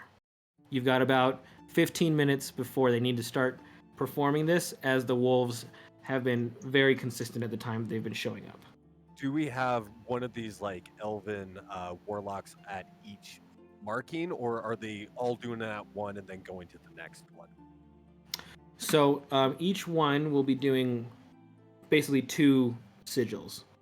So it takes one magician about 2 or 3 minutes to do one, and then move to the next one and do that. So if they have 3 of them, they can do. If they are successfully able to do it, they can do that and then rotate and then do the last ones. But if the ritual is broken while they're doing it, they have to start over again, which is what's been happening in the past as the firewolves have been attacking and in the middle of the ritual. All right. Aenwin, Zara, Ponto, I feel like the best course of action at this time is for us to split off, each guarding one of these elves as they perform the ritual. Do you guys have any insight or guidance on how you guys would like to split off or defend these from these fire wolves? Any at all? Looking at the tree, are we able to tell, how far away from the center of the tree the symbols are going to be set up? Would the wood elves know that or the magicians know that at this point, where they're going to be setting up the symbols? Yeah, so it's about 50 feet away. So the spire is made up of about 20-25 trees that are all fairly closely packed, and they kind of branch out as they grow up. About 50 feet away from the furthest tree in each location is where these sigils are going to be. They kind of walk you around and spend 10 minutes, 15 minutes walking around and showing you, here's the location for this one, and this one, and this one. And it looks kind of like this. So you've got 1, 2, 3, 4, 5, 6 around the outside of these great trees. The center tree is Fasodel. You're not even anywhere near that. You're near the perimeter of the spire here. Which direction do the wolves usually come from, or do they just surround the spire? Oh, one of the magicians speaks up. We think that they're just coming kind of from all the different directions. It's hard to tell, really. They roam this area, I guess. There's regular wolves, which we like, and then there's dire wolves, which are the larger kind of wolves. And then there's the fire wolves, and they're new. We're not quite sure where they came from. They They seem to have appeared the same time that the chaos magic started becoming more erratic. But we don't know where their home is or where they're from. We just know that they continue to attack and try and burn things down. Well, I think one thing that we can do is to kind of keep in communication with each other, I have a spell that I can use called Message. Basically, I can just keep in contact with everybody and and if there's an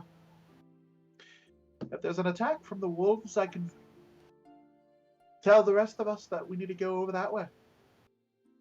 That could work. So I guess you let us know. We're not warriors. Let us know, what do you think? Should we be all separated to start, or should we try and stay in a pack and complete it that way with you protecting us like that? What do you think would be more effective? The best course of action is, yes, Ponto, I think that spell would come in handy. I think we should all split off, one with each of you elves. With Ponto, if you want to be in charge of communicating between the three of us, we can get this done as quickly as possible to move on and find the source of this magic. No, I can do that. As I gesture, I kind of walk off with one of the elves and gesture for them to each follow one the other of the two elves remaining. Okay, so the plan is for each of you to go with one elf, and you're going to go like all three in a row and then rotate, or you're going to go like every other one? I think 3 in a row is their best choice, because then if somebody needs help, we're near each other and we don't have to run around the whole spire. Okay. So tell me, who's going where? Number 1 is the top. So again, the spire's in the center here. Who's going to what number? You got 1, 2, 3, 4, 5, and 6. I'll go in the middle of 2 of them, if that's all right with y'all. All right, so you want 1, and then you wanted the middle one, so 2, and I'll take 3. I'll say you guys. Well, we probably want to do 1, 3, and 5. That way when we switch, it's 2, 4, and 6. Wouldn't it be 1, 6, and 2? No. Wolves are coming. Come on. Because 1, 2, and 6, that would all be on the same side. We need to make a decision. We've got about 5 minutes before they arrive. Where are we going? I think we should collectively try to remember how it looked. It goes 1, 2, 3, 4, 5, 6.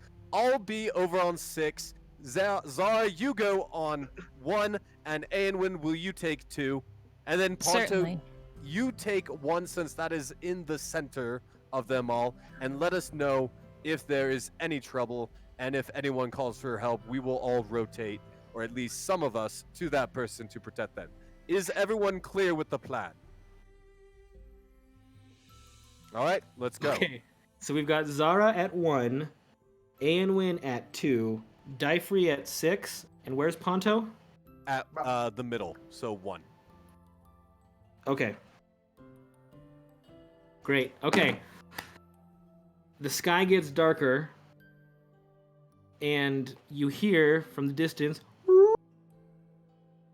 the familiar howl of wolves, kind of from all around you. The magicians all get ready because they have to wait for the wolves to get close enough that they can start doing the ritual. So as you all kind of hunker down and wait, Dyfree, you see a wolf emerge out of the woods, kind of bends down and flexes, and then jumps into a full sprint and starts making its way towards you. You can see its eyes are glowing like a cat, but there's also a little bit of like flame right around the edges of its eyes as it is making its way towards you. And we're going to have everybody go ahead and roll for initiative.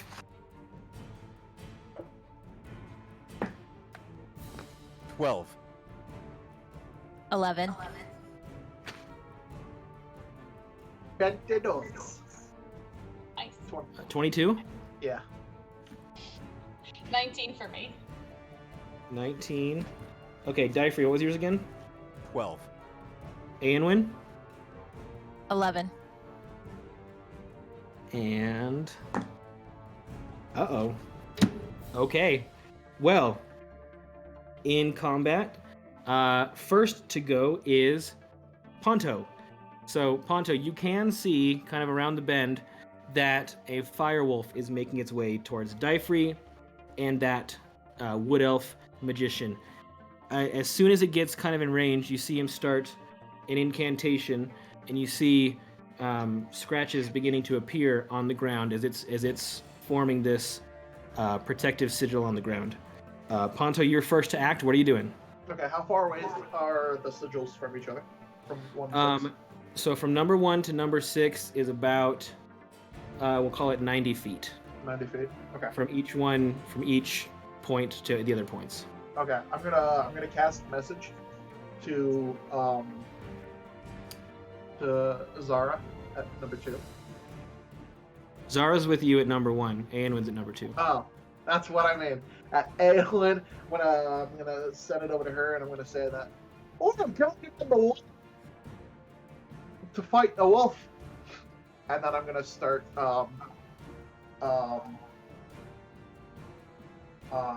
running over there. I'm gonna use my full movement.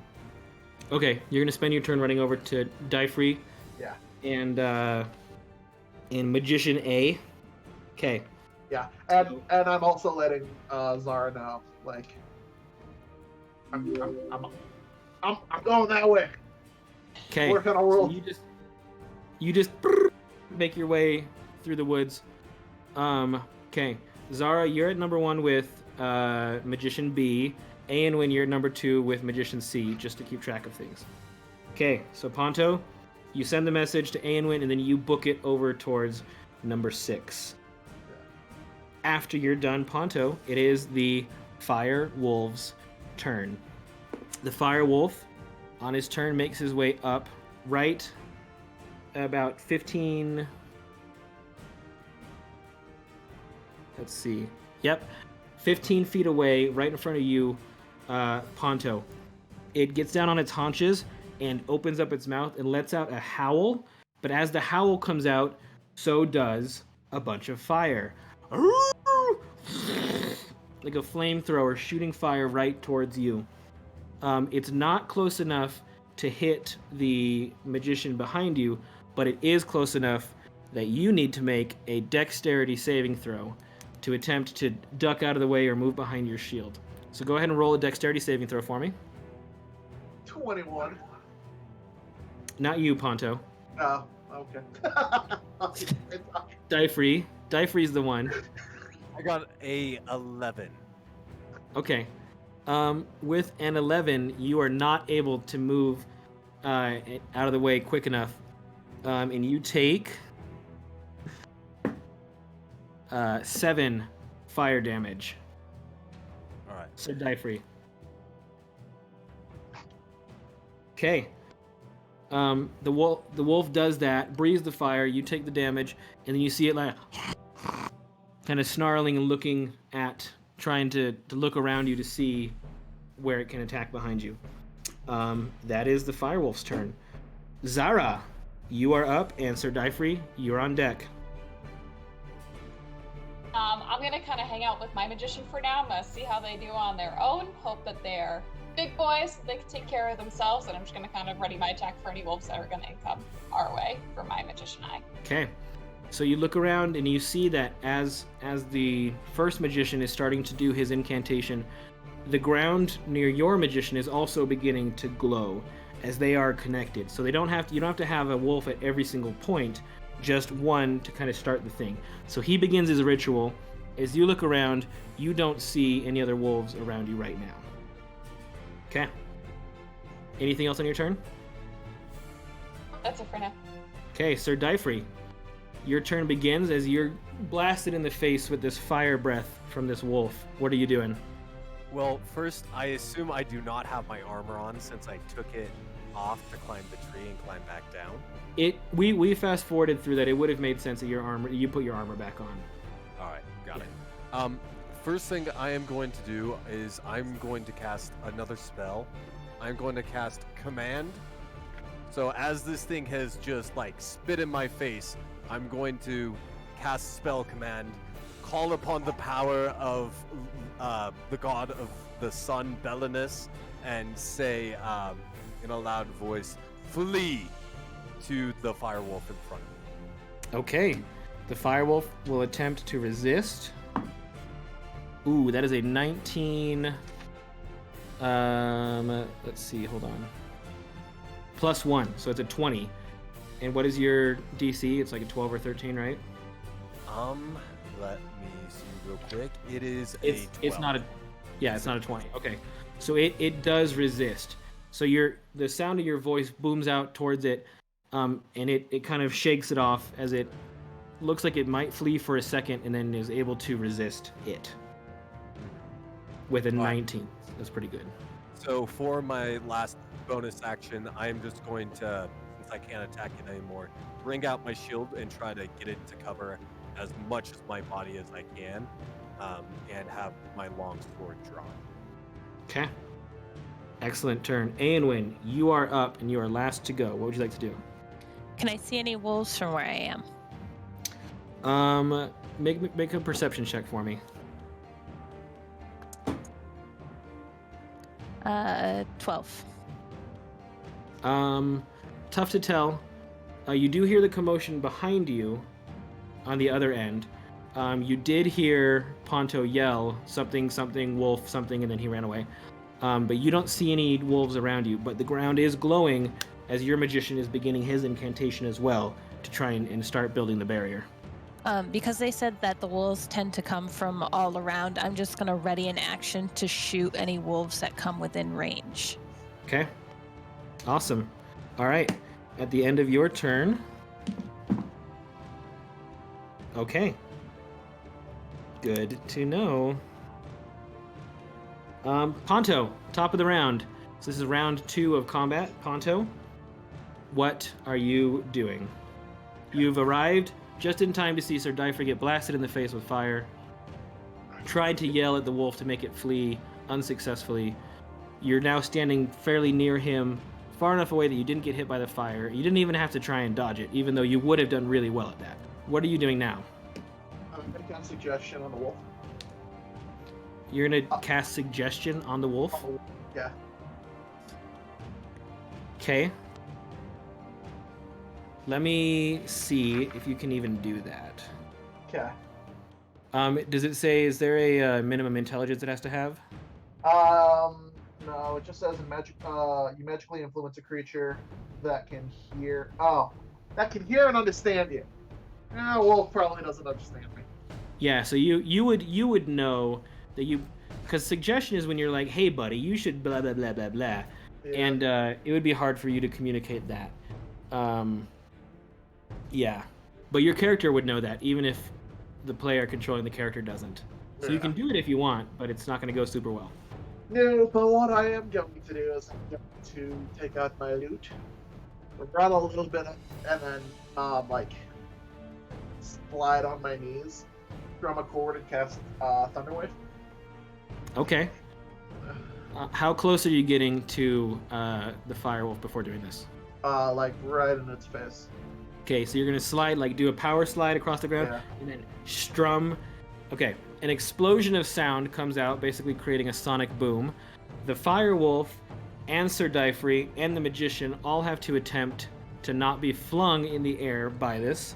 So, go ahead and make a, is it strength saving throw or dexterity saving throw? It's a constitution saving throw. Okay. Sir Dyfrey, make a constitution saving throw. You need to beat a 13. I got an 11. Okay. The magician A got an 18, so he's able to resist, luckily, and doesn't break his ritual. But Sir Dyfrey, you were pushed 10 feet back, so that flings you back basically behind where the wolf was, or right up next to where the wolf is. And why don't you go ahead and, Ponto, roll 2d8 to see how much damage everyone's taking. 10. 10? Okay. So Dyfree, you take 10 thunder damage, and you're pushed back 10 feet. The magician takes 5 thunder damage as he basically goes deaf, but he's able to continue concentrating on his ritual. The wolf rolled a 7 plus 1, so the wolf failed. So the wolf takes the 10 thunder damage, which just about kills it, and it is flung backwards 10 feet in the air. So Dyfree and the wolf just both left the ground, exploded by your sonic boom that you've created. Okay. Yeah, and I wink at Diver. Okay, he doesn't even notice it because he's flying through the air from the explosion you just caused. So that's fine. Okay. All right, at the end of your turn, it is the Firewolf's turn. Another Firewolf appears at ritual site number 2, Aenwyn. A wolf begins running out of the woods towards you, and gets all the way up to you and snarls and goes to try and make a bite attack against you. Now, did you readied an action? I did, Okay. yes. So as your reaction before even taking your turn, you can loose an arrow at it if you'd like. Yes, please. Okay, go ahead and roll to hit as it's charging at you. 17. 17 will definitely hit. So the arrow sticks in the firewolf as it's still probably about 30 feet away from you as you just kind of watch it and time it perfectly. Go ahead and roll for damage. 8. 8. Okay. That's quite a bit of damage.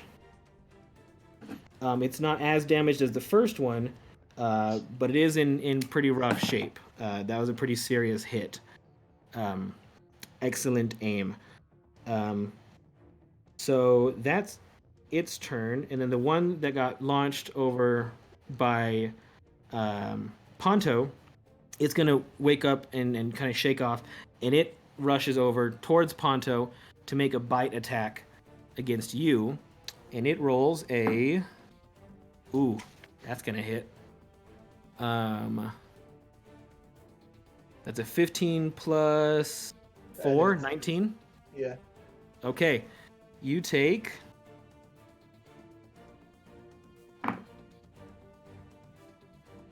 10 piercing damage. It rolls 2d4 plus 2, and it got a 4 on both of those, so it did absolute maximum damage. This is a very upset wolf. It bites right on your leg, and just you can feel it digging in, and it's kind of like a hot burning. You don't take any fire damage, but it's hotter than a regular wolf's bite would be. So there you go. So there's a wolf around your leg. The one came out of the woods towards Aenwyn. Zara, it is your turn. You see that your magician is continuing to do his ritual.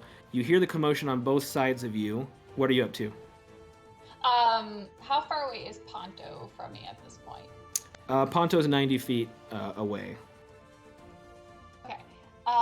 So seeing that my poor little friend has now got attacked, I would like to make my way over to him. Using my Centauru agility, so I get to move 80 feet instead of 30 feet. Okay. Yeah, so if you want to spend your action running, you can definitely get all the way there, but you can get within 10 feet of him. Sorry, so you're moving 80 feet as your movement, is that right? Okay, yeah. Using my Okay, yeah. So you kind of bound. You get 10 feet away, right behind him, and you can still do your action, whatever you'd like to do. So from there, I'm going to pull from my pocket one of my darts and fling it right at like the eyeball of the wolf that just bit my friend. Okay, that wolf's in really rough shape. If you hit it, it's not gonna like that. Go ahead and roll the hit. A 9. With a 9, you do miss. It's able to, even though it's really injured at this point, 9 isn't quite good enough, and it is able to kind of move out of the way as your dart flies right over it. All right. Okay. Sorry, Fred. Zara, that's your turn.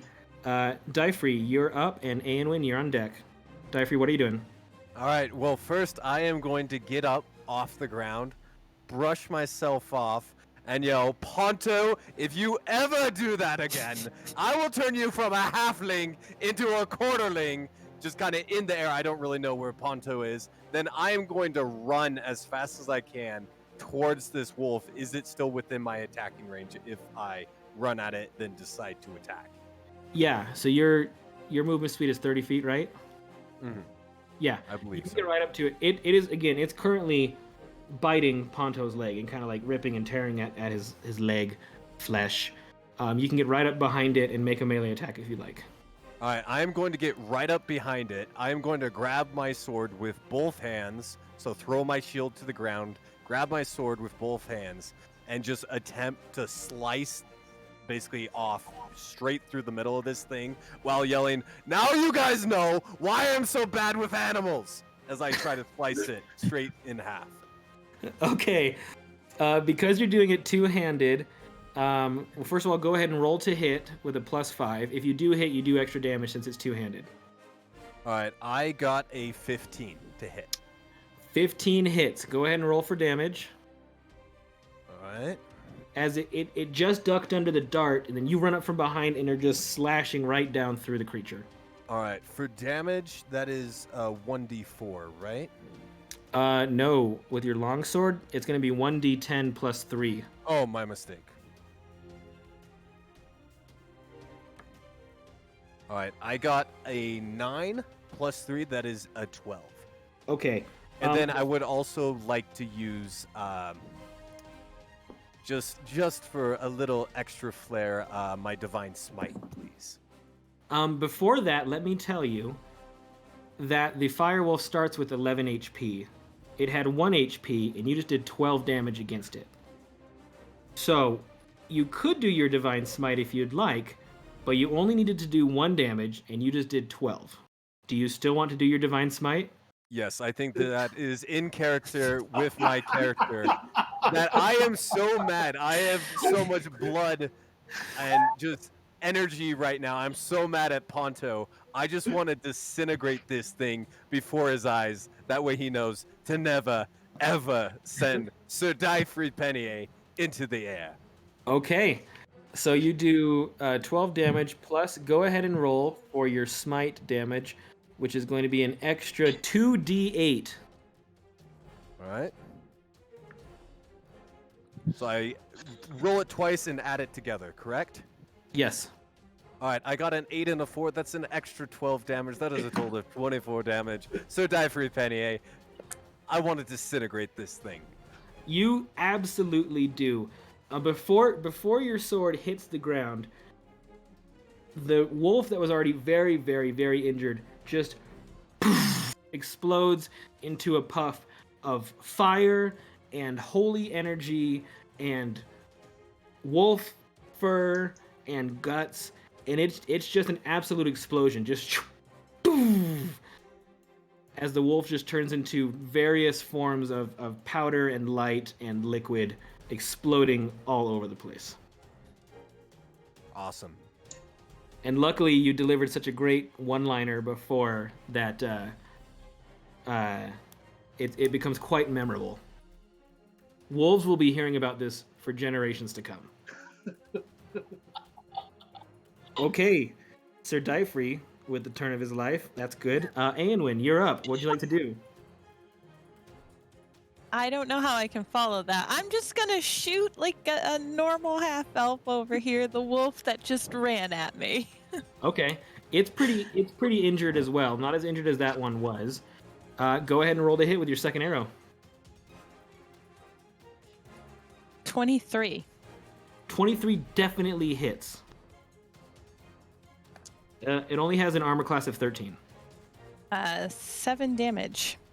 Okay, the arrow sinks into the wolf, and as it's continuing to gallop towards you, to run towards you, it kind of stumbles and falls and rolls and as it breathes its last wolfy breath, a little bit of fire and steam comes out of its toothy maw, but it is dead in front of you. So that's the end of that round. Would you like to move or do anything else on your turn? I would like to just do a quick glance at the wizard to make sure he's doing okay. He looks kind of surprised that this has been happening. The wolf was coming out, and you just kind of picked it off, and it kind of died and rolled right up next to him, and he's like, okay, and just keeps doing his incantation. And that is the end of round 2 of combat. At the top of round 3 of combat, a few things happen. First of all, the winds around you begin to pick up as a blue wave of chaos energy flows all around, and the winds are now to the point where if there were any fires lit, it would be really fueling those fires and exasperating that issue. There's currently no fires, but any fire that starts now will be at double strength. So you can thank Twitch chat for that. So that happens. Also, as you all look around you and think that there's maybe a lull, a wolf, another fire wolf, comes from the direction of number 3, which Aenwyn is to your right. So it's the one down in the corner. And it's heading towards that magician there as he's doing his... Actually, no, there's no magician there. He's just heading towards you guys. Spends its turn getting about halfway there. It's not close enough to do any damage to you, but it's kind of booking it towards the magician as he's doing his spell. Also, one other creature emerges. Zara, you see a firewolf coming down straight from the north, and this one is quite a bit larger than the others. Its shoulders stand maybe 4 feet, 5 feet off the ground. It is a gigantic firewolf because it is a dire fire wolf. And it makes its way towards you. And in a rage, Zara, it bends down about 15 feet away from you and unleashes its fire breath. So go ahead and make a dexterity saving throw. You need to get above a 12 to avoid taking all the damage. Be an 18. 18, okay. So you're able to nimbly kind of tumble. The fire does still hit you, but only does half damage as it would have done. So it rolls 3d8.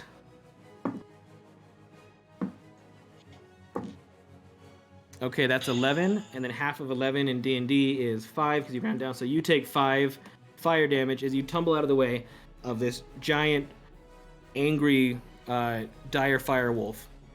It lets out a howl, and you can start to hear in the woods around you echoes of other fire wolves it seems maybe to have summoned. Yikes. And that is Dire Firewolf's turn. Ponto, you're up. What would you like to do? Take off my shirt, and I wrap it around my leg where it's bleeding. And I get up, and I run towards Zara. Okay. So she's about 80 feet away from you right now. Wait, no, Zara, you came down. Closer to him. I thought she was 10 feet away. Yeah, she was, and then yeah. So she's 10, 20 feet away. So she's kind of closer to the top one, but not all the way there. So she's kind of in the middle now. Okay. So I'm gonna run to her. And I'm gonna kind of like slide in front of her between her and the dire wolf. And I'm going to once again cast Thunderwave, but this time I'm gonna do it at 2nd level. Okay. Are you trying to get close enough to hit that wolf as well? No. Right now I'm just worried about the. I'm immediately in front of Zara, between her and the wolf. Okay, so yeah. So you are casting it to try and stop that wolf. Oh, yeah. Okay, perfect. Yeah. Yeah, so it's now 10 feet away from you. What's the size on that? 15. 15. Okay. Well, both the wolf and Zara need to make a Constitution saving throw. No, but I'm in front of Zara. Like, Is it a between cone or her- is it a sphere? It's a sphere emanating from my point of. That would hit. Stand by. We're checking rules for a second. I just want to make sure we're doing this right.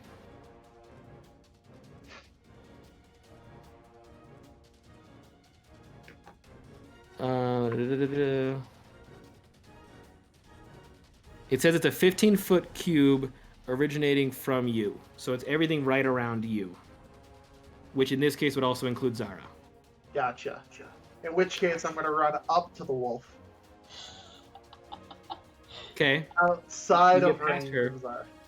Okay. And then I'm going to cast Thunder Whip.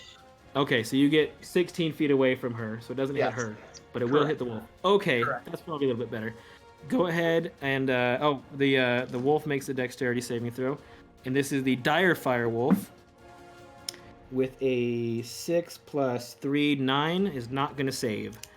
So go ahead and roll for damage with your thunder wave.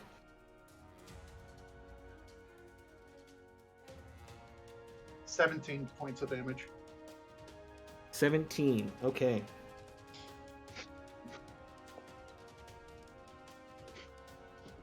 All right, that's quite a bit of damage as you this explosion of sound lifts the wolf up and pushes it 10 feet back.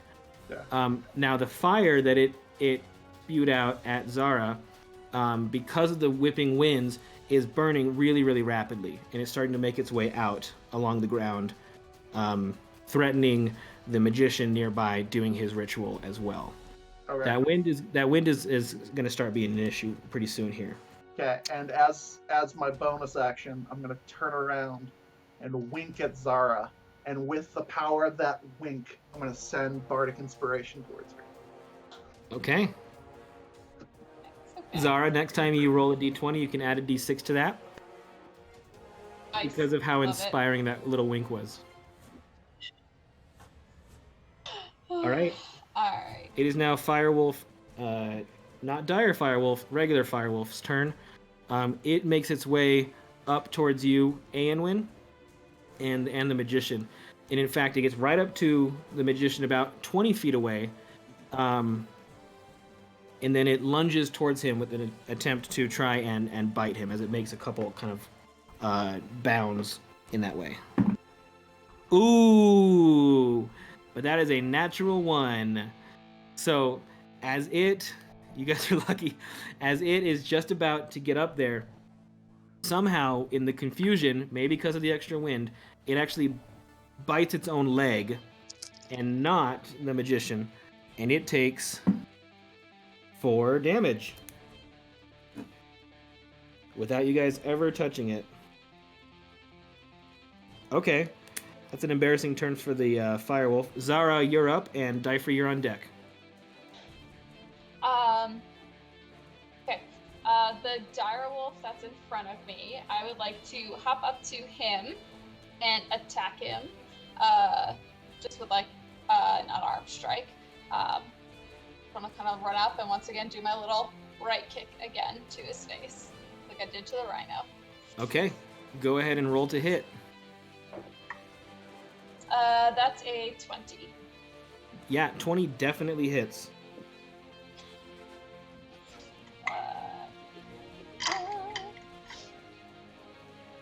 And it takes 5 points of damage. Okay. Because you are a monk and you're trained in combat, you can do martial arts, allows you to use your bonus action to attack again. You also have Flurry of Blows, which means if you want to expend one of your chi points, you can attack for a 3rd time. Do you want to do that? We are definitely doing them flurry of blows. Okay, so you're going to make 2 more attacks. Right in the face, hopefully. Okay. Your shot. Okay. And I saw Bardic Inspiration. Each of Yep. these? If you didn't use it on the last one, you can use it on this one. Yeah. Did not use it on the last one. Okay. Okay, so that first hit is a 22. Okay, so you did the first hit did 5 damage after hitting. The second hit was a 22 just now. Okay, and how much? Actually, go ahead and roll for the third hit, and then we'll do damage for both. Cool. That is a 23. No, Yeah. 22. No, you're just beating the crap out of this wolf. You're just like boom, boom, boom, boom, kicking and punching and What a death hit. yeah. So go ahead and roll damage for the second and third hit there. All right, so that is 5, 11. Total. Hmm. Okay. Yeah, you guys are really, really hurting this wolf. It is because it's so big and beefy. It has a lot more health than the other ones, but it's in rough shape now. If you continue at this rate, it'll be done fairly soon. But between punching it and kicking it, you feel bones snapping underneath the fur as the jaw kind of breaks from the kick, and you able to like kind of reach around and punch it in one of the ribs. There's a lot of internal damage you just did to this dire fire wolf. Zara, anything else you want to do on your turn? After I finish beating up the wolf a little bit, I'm gonna look back at Ponto and be like, "That's it." And that is all. Awesome, beautiful. Sir Dyfree, it's your turn, and Aenwyn, you're on deck. All right. First thing I want to do is, will you quickly tell me how far I am away from both these wolves? Okay, so the one with Zara, you're about 35, maybe 40 feet off from that. The one that's over with Aenwyn is kind of on the other end. You'd have to either run through the center and spend your whole turn running through there, or you wouldn't be able to get to And that one. the dire one is with Zaya. Zara. Sorry, yes. Zara. Yep. Alright. The dire firewolf that she just punched and kicked into submission is with her. It's the closer of the two. All right, so I am going to see the big one and assume it is more of a threat right now. I am going to, for my movement, start heading over in that direction. I can only move 30 feet, I believe, so I'm going to get as close as I can to it within those 5 feet. I am then going to, for my action, if this is allowed, I'm not sure if this is a loophole I can exploit or not. I want to use lay on hands, but I want to use it on myself because it says I just have to touch the person. So I'm just going to touch wherever my wounds are and use all 15 points of that health pool to heal me up as well as I can. Yeah, you touch yourself and heal 15 points. And you're feeling great. The divine energy flows through you as you feel your wounds kind of closing and all that health comes back. Awesome. And then for my bonus action, I want to channel divinity and cast. Let me find it. And I want to cast Champion Challenge on this dire wolf. Okay. Read us what that does.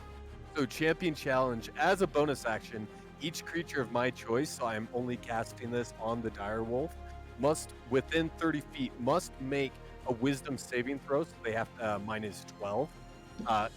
Or if it doesn't get it, it can't move 3 feet away from me. Well, on one of my favorite dice in the whole wide world, from Easy Roller Dice, I just rolled a natural 1 to resist.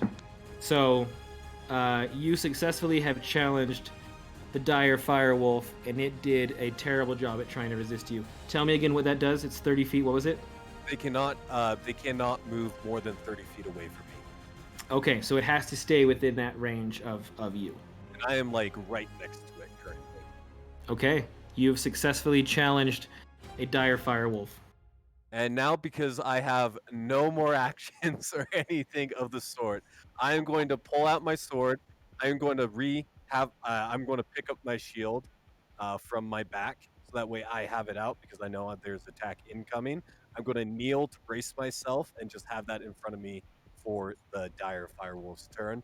And as I do so, I'm going to call over to Zara and say, Zara, this one's mine. Okay. Yeah. There's a little more you did in that turn than you're supposed to be able to, but we'll just let all that happen because it's awesome. Okay. Awesome. Dyfree, you do all of those things on your turn. Aenwyn, you're up. You just saw this wolf go up and try and bite the magician during his ritual, missed, and bit itself, and now it's just sitting there looking befuddled. What would you like to do? I would like to shoot the befuddled wolf. Okay. Go ahead and roll to hit. 14. 14 hits. Go ahead and roll for damage. 9. Okay. It had 7 hit points left, so that is enough. It goes in one end of the wolf and out the other, and it kind of wobbles for a second. Little jets of fire come out both sides as it tumbles down, dead. It almost completed its mission. It was this close to biting it and stopping the whole ritual, and rolled a natural 1, and then you pierced it all the way through. So, sad wolf. Anything else you'd like to do on your turn, Aenwyn? I'd like to yell out 2. Awesome. You do have action surge as a reminder. You picked that up now at level 3. So once per short rest, you can take 2 actions on a turn instead of 1. Just keep that in mind. Yes, I didn't see any other wolves, so. Okay. Top of the round of combat. It is now the Dire Fire Wolf's turn again, and he's having a rough go. He got blown up with the sonic boom. He got punched and kicked, and he would be fleeing right now, but he can't because he's been challenged by a paladin who used his holy powers to make it so he couldn't flee from combat. So the Dire Firewolf is going to lunge at Sir Dyfree Penier and try and make 2 bite attacks against you. The first one is an 18 to hit. What's your armor class? 18. It is 18. Okay, so the first bite hits, and then the second bite is a 19 to hit, so that one's going to hit as well. So it comes over to you, accepting your challenge, and bite, chomps at you, finding the openings in your armor. You're very well protected, but it's pretty upset at this point. So we're going to do 2 bite attacks from the Dire Fire Wolf. Let's see. Okay, the first one does 7 piercing damage, and the second bite does 8 piercing damage. So you take 15 total. How are you doing? Are you alive? I'm alive. I have half my health still. Okay, good thing you touched yourself last turn to get all that health back. Okay, that is the Dire Firewolf's turn. Ponto, you're up. And Zara, you're on deck. I'm going to drop my loot where I'm standing. I'm going to pull out my rapier. I'm going to kind of use it as a crutch as I walk over to the Dire Firewolf. And I'm going to go just try and stab into it with my rapier. With the rapier. Okay, go ahead and roll an attack with the rapier.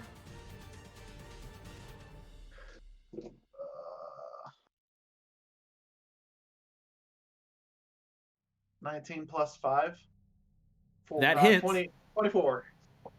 24 definitely hits.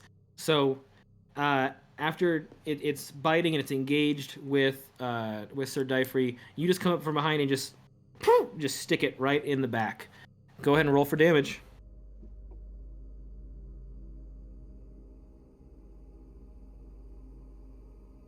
Ten. 10 damage. This Dire Firewolf is absolutely on death's door and would really, really, really love to run away, but it can't because it was officially challenged by a holy paladin and it's not allowed to leave. Okay, and then as like a bonus action, I'm gonna lick my hand, smack the wolf, look at Dyfree and say, "It's all yours." Okay. Zara, You see all of this happen. What would you like to do? What is the status of the fire and its location to the magicians? And have they moved on? It's continuing to spread very quickly because of the wind. In fact, both magicians have maybe 20 seconds, which is about three turns, before the fire will spread to them and destroy their sigils on the ground that they're making. Got it. Thank you for asking. Yes. So I'm gonna go back up to the direwolf. We're gonna get in some more hits, but before I go to get in some more hits, I just kind of want to like turn around over my shoulders and just shout and be like, "Anyone do anything about that fire? Because I can't." And I'm just gonna run back up to the direwolf and try and kick it again across the face. Okay, if you wanted to kind of stomp on the ground with your kangaroo feet, you could try and put the fire out that way.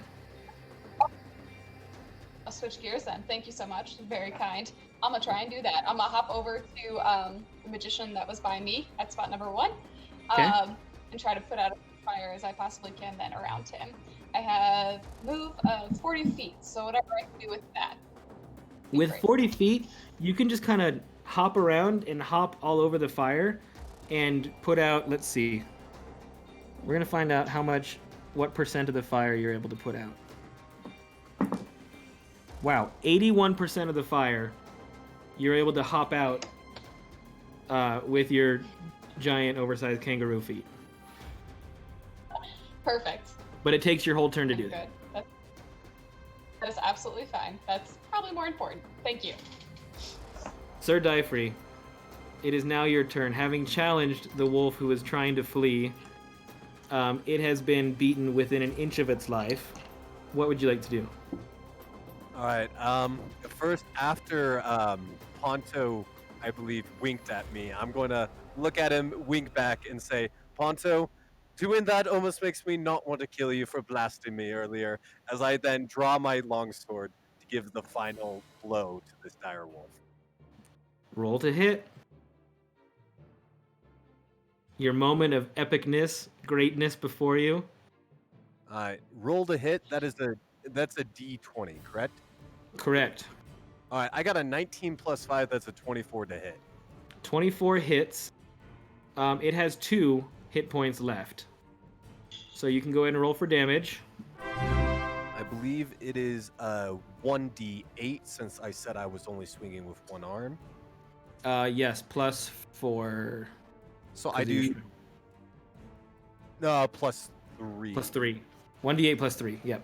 5 damage. 5. Okay. Why don't you take over the story? That is enough for the killing blow. Why don't you tell us what happens to the dire fire wolf? All right, so I rolled my dice. I bring up my sword, and then as this wolf is just like looking up at me, like trying its best, all its effort to get away, I am just going to bring the hilt of my sword down on its head to just try to like basically knock it into the ground as hard as I can. And as I do so, it just kind of goes whoosh, and it just like vanishes as the fire kind of just flickers into the air. Okay. You destroy the wolf. The fires, having been trampled upon by your kangaroo friend, there's a little bit left, and the concussive wave of the attack on the fire wolf diffuses the rest of the fire. As you hit it with the hitting blow, with the killing strike, it does kind of shoot out a bunch of smoke and ash, which puts out the rest of the fire. At this point, Dingle pokes his little head up from the pouch, looks around, sees that things are safe, and poofs around to each of you, poofs over and looks at the rituals as they're beginning to finish, as it's interested in everything and suddenly feels safe. You have defeated the wolves. The magicians are able to finish their ritual and work their way around the entire home as you have successfully protected the spire. Yay! At this point, After finishing this, one of the magicians tells you that you should go and let the queen know that you were successful. And he shows you a secret trick with... Sorry? Oh, I said we got to do a lot of climbing. Yeah, he shows you a secret. There's one rope ladder where if you get on it, it just goes and it pulls you up like an escalator. But they didn't trust you guys before, so they didn't show you. Those liars! So you all hold on as the ladder takes you all the way to the top. It still takes 2 or 3 minutes to get up, but you all the way up to the top as you all arrive at the top of the tree with the queen of the wood elves. Well. What do you all have to say for yourself? Are you proud? A little bit. Maybe a little bit, Your Majesty. Just all that is that we should be feeling at this moment. We have successfully, as you have said, defeated the firewolves, kept your elves safe, and Aenwyn wants you to know that she took out 2 herself. Your Majesty. Yes, word spreads fast around here. We heard of your tales of heroism. We owe you a great debt for helping to protect our home. Let me get you something special here. She leaves for a moment, and then comes back, holding an orb in her hand that seems to kind of glow and resonate with power. Do any of you know what this is here? Well, it seems, Your Majesty, to be similar to something I have here. I'm going to read my copy and bring out my little drill power, assuming that like a big. Okay. So you pull out your pearl of power. She looks at it and says, "Oh no, not quite. This is something entirely different. This is quite fun. Are you not familiar with any of these?" I myself know not of what this object is, Your Majesty, as I pocket the pearl of power. She speaks a magical word, and the globe all of a sudden begins to shine and glow and get brighter and brighter and brighter, to the point where it seems like she's holding a sun in her hands. Daylight streams out from it, and at this point in the night, it's entirely blinding to you. And you can see as you kind of turn away, the light is blasting out all around through the forest around you. After about 5 or 10 seconds of this, the light subsides. She says, This is a drift globe.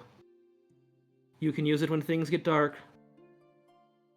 There's a few different ways to use it, but I think you'll figure it out. From here, what you need to do is to seek out the Eladrin in the jungles to the south. It's quite a journey, and hopefully this helps you. We appreciate all that you've done for us.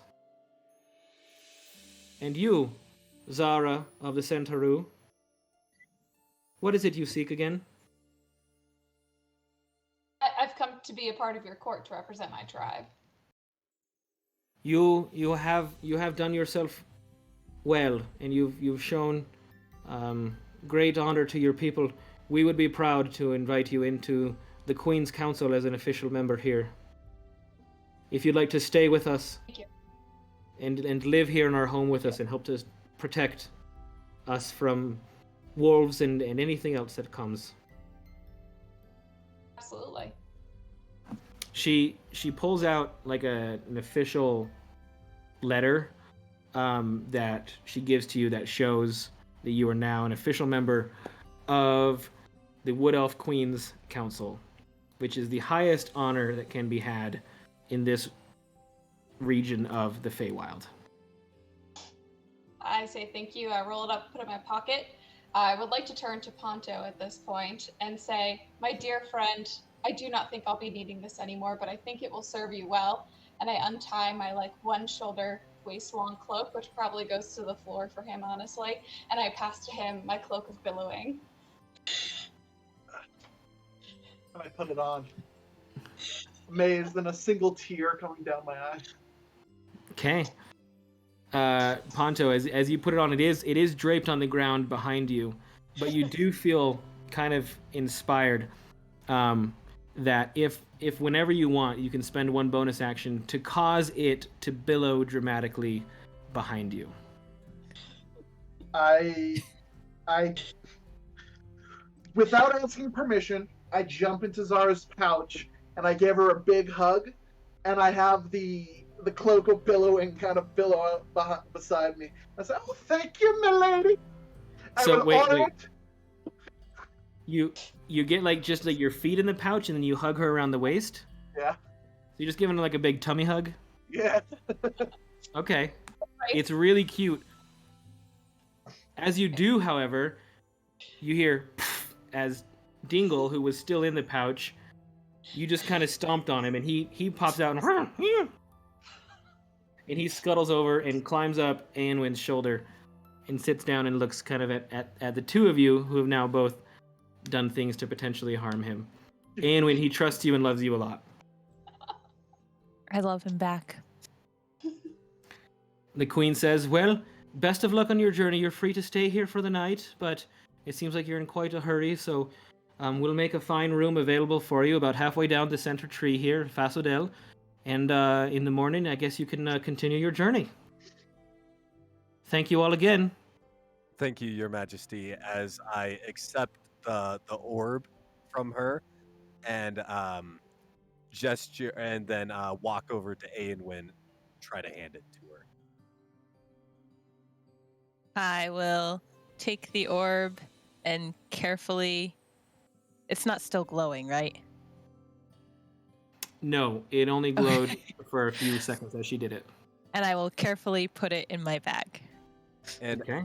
as I handed it to her and as she puts it in her bag, I'm going to whisper to Aenwyn is, just make sure not to let Ponto anywhere near this, okay? Ponto. Okay. And with that, we will go ahead and end our session for the night. Thank you guys so much for playing. We had a blast. Things went a bit longer during the second half, and we apologize if there's anybody we kept up super late.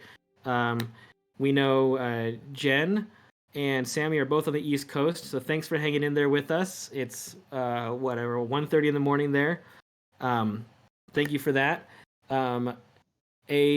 Just so you all know, a poll just went out to all of the Twitch viewers, and the question was, how amazing was our guest player Sammy tonight?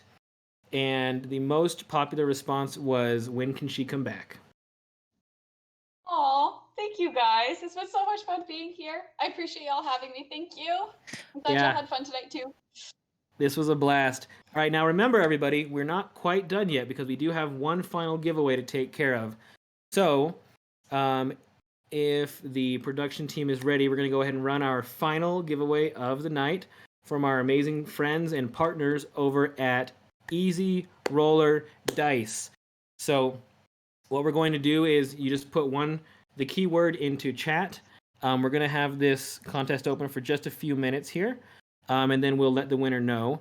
The keyword for tonight for the $15 gift card to easyrollerdice.com is Elven. ELVEN. Elven is the keyword. Go ahead and enter that into chat. You can enter as many times as you want, but it only counts one time per person. As soon as we find out the results from this, we will contact our partners and amazing friends over at Easy Roller Dice, and they will be sending you a $15 gift card just for watching and hanging in there with us and having a great time. As we're doing this, let's go ahead and say our goodbyes. So let's see. Jake, anything you want to leave us with? Only that I have an Instagram, which you can find me at Jake_Fulmer. you can see the minis that I paint. And I would also like to say that we are all LARPlit. So please check out Jen and Sammy. They both have great Instagrams, and they'll tell you about those in a little bit. Awesome. Thank you. Jen, why don't we hear from you now with that intro? I also have an Instagram if you just want to see more pictures of me in fun costumes. LARPlit, because we are all LARPlit tonight. I'd also like to send a special thank you to Zara, Sammy, for giving Ponto more clothes. Oh, yeah, I'm shirtless right now. Yeah. About that. Awesome. Thank you, Jen. Ginger, James, why don't you say your goodbyes for us here? I'm not sure if how I can follow that, but I just recently made a Twitch for anything that I am involved, or sorry, a Twitter account, not a Twitch, a Twitter account for everything I am involved in here on TLE, here on Chaos of Feywild. You can contact me at @GingerVortex, capital G, capital V, no spaces. I'm currently looking to get into more voice work. I already have some clients here at Chaos of Feywild and over on TLE, so please reach out if you need my services for anything. And I had a great time tonight. Awesome. It sounded like your audio cut out for a second there, but just to reiterate, James is doing voice acting work and is available for voiceover work with his beautiful gingery tones. So reach out to him on his Twitter account. What was the Twitter handle one more time, Ginger? The Ginger Vortex, capital G, capital V. So twitter.com/gingervortex or @gingervortex on Twitter. Perfect. Yes. All right, Sammy, bring us home. Well, thank you guys so much for having me. This has been a total blast. It's been great seeing this all come together from the beginning when y'all first started, building everything. So seeing it from the ground up. So I'm very excited to be a part of it. Thank you so much. As the wonderful Jake Ponto mentioned, I do have an Instagram, same name, Sammy Leonis, if you feel like following. And hopefully I'll get to see you all soon. Awesome. Well, thank you so much, Sammy. You've been an awesome guest player. We really appreciate you spending the time with us. You guys have all been awesome tonight. Again, we do have a Patreon account if you want to help support us and play along and help build our world. That's feywild.com/Patreon. Please make sure to subscribe and follow to the League Esports here on twitch.tv. And the winner of tonight's $15 giveaway from our great friends over at Easy Roller Dice is the Ringing Bell. Congratulations, the Ringing Bell. And thank you to Easy Roller Dice. You'll be contacted, Ringing Bell, by our community overseer to get that information, and we'll get that $15 gift card over to you right away. Remember, everybody, that there is a 20% discount on site-wide for EasyRollerDice.com, and also we were contacted by our friends at Feywild to say that if anybody else is interested in picking up the Adventures kit, which is all 3 of the amazing candles, that they are offering that at 20% off, specifically for the next, I think, day or so. Maybe it ends tonight. I'm not exactly sure. But let me double check. I believe that was Fey Adventure was that code for that. Kelsey in chat, do you have that available? Let's see. I want to make sure we get the right code word there. Yes, Fey Adventure at, so all one word, FEYADVENTURE at Feywild.co to get 20% off the Adventures kit, which is the amazing all 3 of their scents, plus the dice that come with them. Thank you so much, Feywild. Thank you so much, TLE. Thank you so much, Wadobo. Thank you so much, Easy Roller Dice. We love you, and we appreciate your support. And thank you all for watching and hanging out with us and having some fun on Friday night. We'll see you all. Have a good night. Bye, guys.